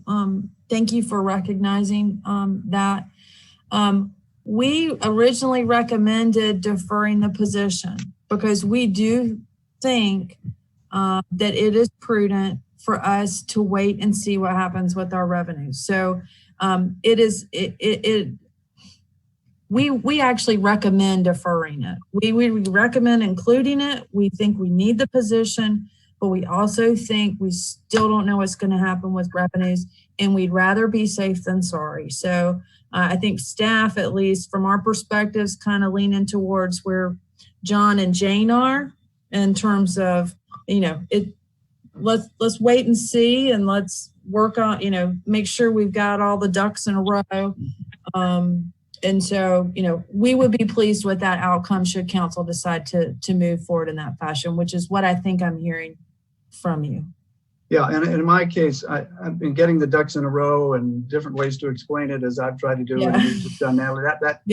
That's very much my orientation on this right now. And I think we all appreciate what the staff has done and putting this material together. But getting the ducks in a row and see if they can get a line in a row, and setting a way to make it productive as soon as practical is really important to my thinking on this. So that's good. Good. Well, based on this discussion, if you don't mind, can I do a summary of what I've heard? And I would not object. Okay. And then do the arithmetic of it too. Yeah. And then let's see do what the numbers arithmetic. look like. Yeah, we can play with the numbers. Okay. I heard definitely with Judy and Kevin, with Judy and Kevin dissenting, I think we've got 3 council members who support taking the tax increase out. But Kevin wants to leave it there, but I also don't want to slam on the brakes on planning going forward. I just think, I think we need to plan for the best, hope for the best, plan for the worst. Okay. But we're doing that. I mean, we're leaving these projects in our budget, and we're just not going to act, which is a responsible thing to do, not act until we have the money to do them. Correct. Does that make you happy, Kevin? Well, I just think that, we make decisions on tax increases with sound judgment. And I think this was made on sound judgment. I think there was an impression that we decided to do this now, when in fact it was a planned increase and done incrementally. And I would just say it's going up the next year or we're in trouble. So is that in agreement? Do we have an agreement on that? Because it's numerically, we're in trouble if it doesn't go up next year. Well, Kevin, when you guys did this last year, there was no COVID on the landscape. And so I agree with you. I'm okay with it, but I'm just trying to say year 2, 3, 4, and 5 has to be secure for me to be along with this. Yeah. Does that make sense? So if we go back to the scenarios, I think what I'm hearing council say, let me just clarify. Yeah, that's a good point. Say that you would like scenario 3. In our 5-year plan, yes. Yeah, because it's no tax increase this now. year. With the caveat, I want to express it differently. Okay. I am not doing a tax increase this year, and I want to keep open what we do in the future. I don't plan to change it as we sit here this afternoon, but I am not going to lock myself in. We don't know what's going to happen next year. Correct. I think if I could add to Jane's point, we really don't. It'll change. This document, this 5-year plan is based on what we think we know right now. Exactly. And we might find ourselves in a situation at this time next year where the economy has just gone to crap. And if that's the case, we budget then. We might need 33 cents. We're gonna have to ask you to contemplate a whole new set of decisions that, you know, that involve a different approach to revenues and a different approach to the things that we want to spend money on, or not. Correct. Yeah. Right. All right. I'm just talking about the responsibility aspect. You know, this was a responsible decision. It's still a responsible decision to raise it. I understand we want to give relief to our public, but we can't give them relief. And according to the facts we have now in year 2, 3, 4, or 5, I understand the facts will change, but the facts we have now, we're going to be in trouble if we continue down this path. And I thought it was worth recognizing that now, because I kind of support Judy's view on this, keeping it, but I'm going to be outvoted. And I'm just trying to say, if I could just secure the fact that it's irresponsible to do this, and the facts we know now, I want to have that on record, because that's kind of what I think Judy's saying, and I think that's what I'm saying too. I just want to be on record, because we can't give the public the wrong impression that with the facts we know now, it's going up next year. And the same cost that perhaps we to put thought. all this in perspective, what that scenario does, in effect, is it's $187,000 less revenue only in this year. Yeah, I In just want to future say years, that. it would be as we had originally planned. And so, can we absorb $187,000 this year? Absolutely, we can. Yes. We know we can. It's a minor blip, not a big deal. Right. All right. So I think I'm in scenario Judy 3. was saying something, but we interrupted her. I didn't know what she was going to say. I was going to say the same costs that caused us to increase it for this year are only going to be going up in future years. So I agree with scenario 3. Scenario 3 is what I'm hearing. But Okay. I'd rather have my tax rate in. Okay, scenario 3. So we've made a decision here. Then we agreed to accelerate debt payments. We want to move on this, Cannon Park. So do you want me to remove this from here? Yes. Do the math? And did we agree on accelerating debt payments? Because I thought we agreed Yes. to. Deferring. You mean deferring? Deferring, yeah. You mean deferring? We're not accelerating. All right, thank you. You said it differently. Just Sorry. delete it. You don't need to put minus. Yeah, make it's I've zero. already done it. Oh, she wants to reserve the. I want to preserve the original number. This is an accountant thing. Okay. All right. But you're right. I could. It comes up to 157,750 at the bottom. Okay. And so these two we want to get rid of, right? Which means we're going to move on. Correct. Yes. Now, but these are all still in the budget. So what effect is it to do your minus and plus? Well, because you got to look at how much you I thought want to you were look gonna- at this number. Okay, got it. Okay. You're not recovering what you thought you were. Right. So we're gonna, so what we're looking at here is a net of 644. If we believe 764 is a good number. So Which I don't, by the way. yeah, so let's just say this is 500,000, then you're looking at 400,000 swing. So that's how I would do it. Just to do some sensitivity analysis, I would just change this number a little bit, but But the budget doesn't have the reduction of 764 in it, does it? No. No, it does not. It has a little reduction, but not that much. Yeah. So what? yes, But You're scenario saying what 3. we thought was going to be lower is going to be even lower. So now we need a new scenario from you that reflects this. No, I mean, all those things are still in the budget, Judy. they're all in there. Yeah, we're just talking about operationally, give them instructions on coming back to us. Yeah. It's still in the budget. Priority list. That's all it is. yeah. Yeah, this is, It's a within year deferral priority list or something like Right. that. Yeah. I get it. But when the public sees the budget, the only thing they're really going to see different is the 3% instead of the higher rate, and they'll see now 35,000 that wasn't there a few days No. ago. And here's the key. This will be what fund balance would look like. 45.2. If this bad stuff happens. If the bad stuff happens and we move forward and spend this money and we don't spend this money because we waited for the bad stuff to happen. and I'm repeating this for the public's benefit. If we did not It's 45.2. if we didn't have tax revenue from online sales, that worst scenario is in play. Okay. Mhm. But we have I agree. revenue from online sales, which I think has to be reiterated again for the public to hear, because I think we were so lucky to get that last year. Right, right. Because imagine our situation, if that was not included. And I know that we know this, but I think it's worth repeating for the public why we have some confidence that our slight reduction might work. Because without that knowledge, I think they're thinking that we're pie in the sky in it. But, I think that's important right now. If the public doesn't hear that we get online sales, we used to not get them. It's given us a cushion, I think I should say. Yeah.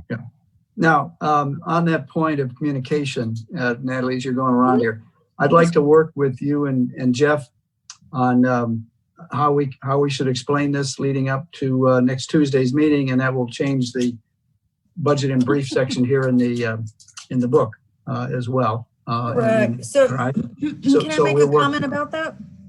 Excuse me. Can I make a comment about that real quick? Please. Yes, we would love to talk through that with you. Today, by 6 o'clock is our deadline to publish the agenda for your meeting next Tuesday. So we have, So we also worked on that today. And in that agenda, John, is the public hearing. There's this PowerPoint presentation. In the past, we've not made changes. We don't have the time to flow the changes all the way through the budget document, change all the charts, all the tables, because a lot of pages will change with tax rate.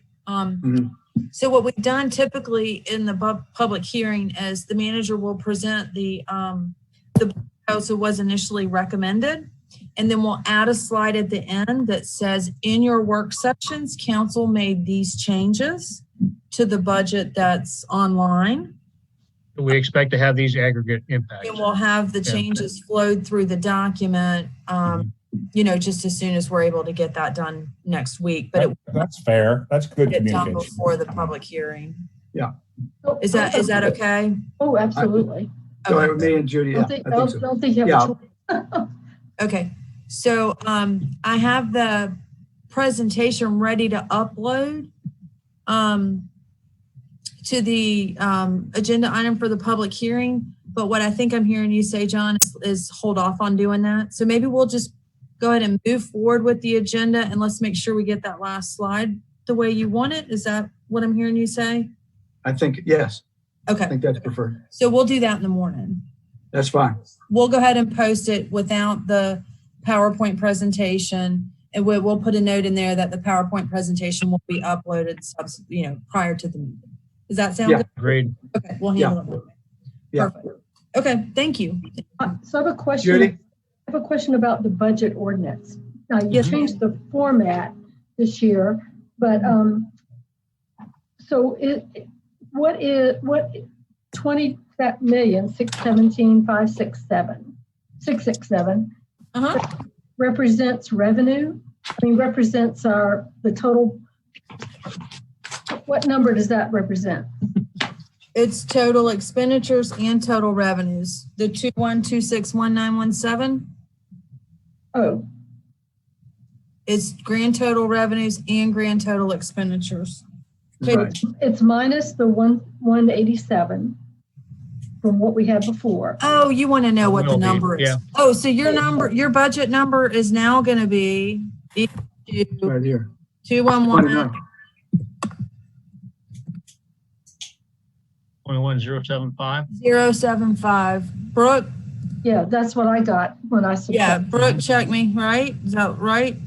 Yes, I just ran the calculation too. Yes. That's our new number. That's currently the only change that we're. And so that's really not showing any impact of lower sales tax than what was in the original budget.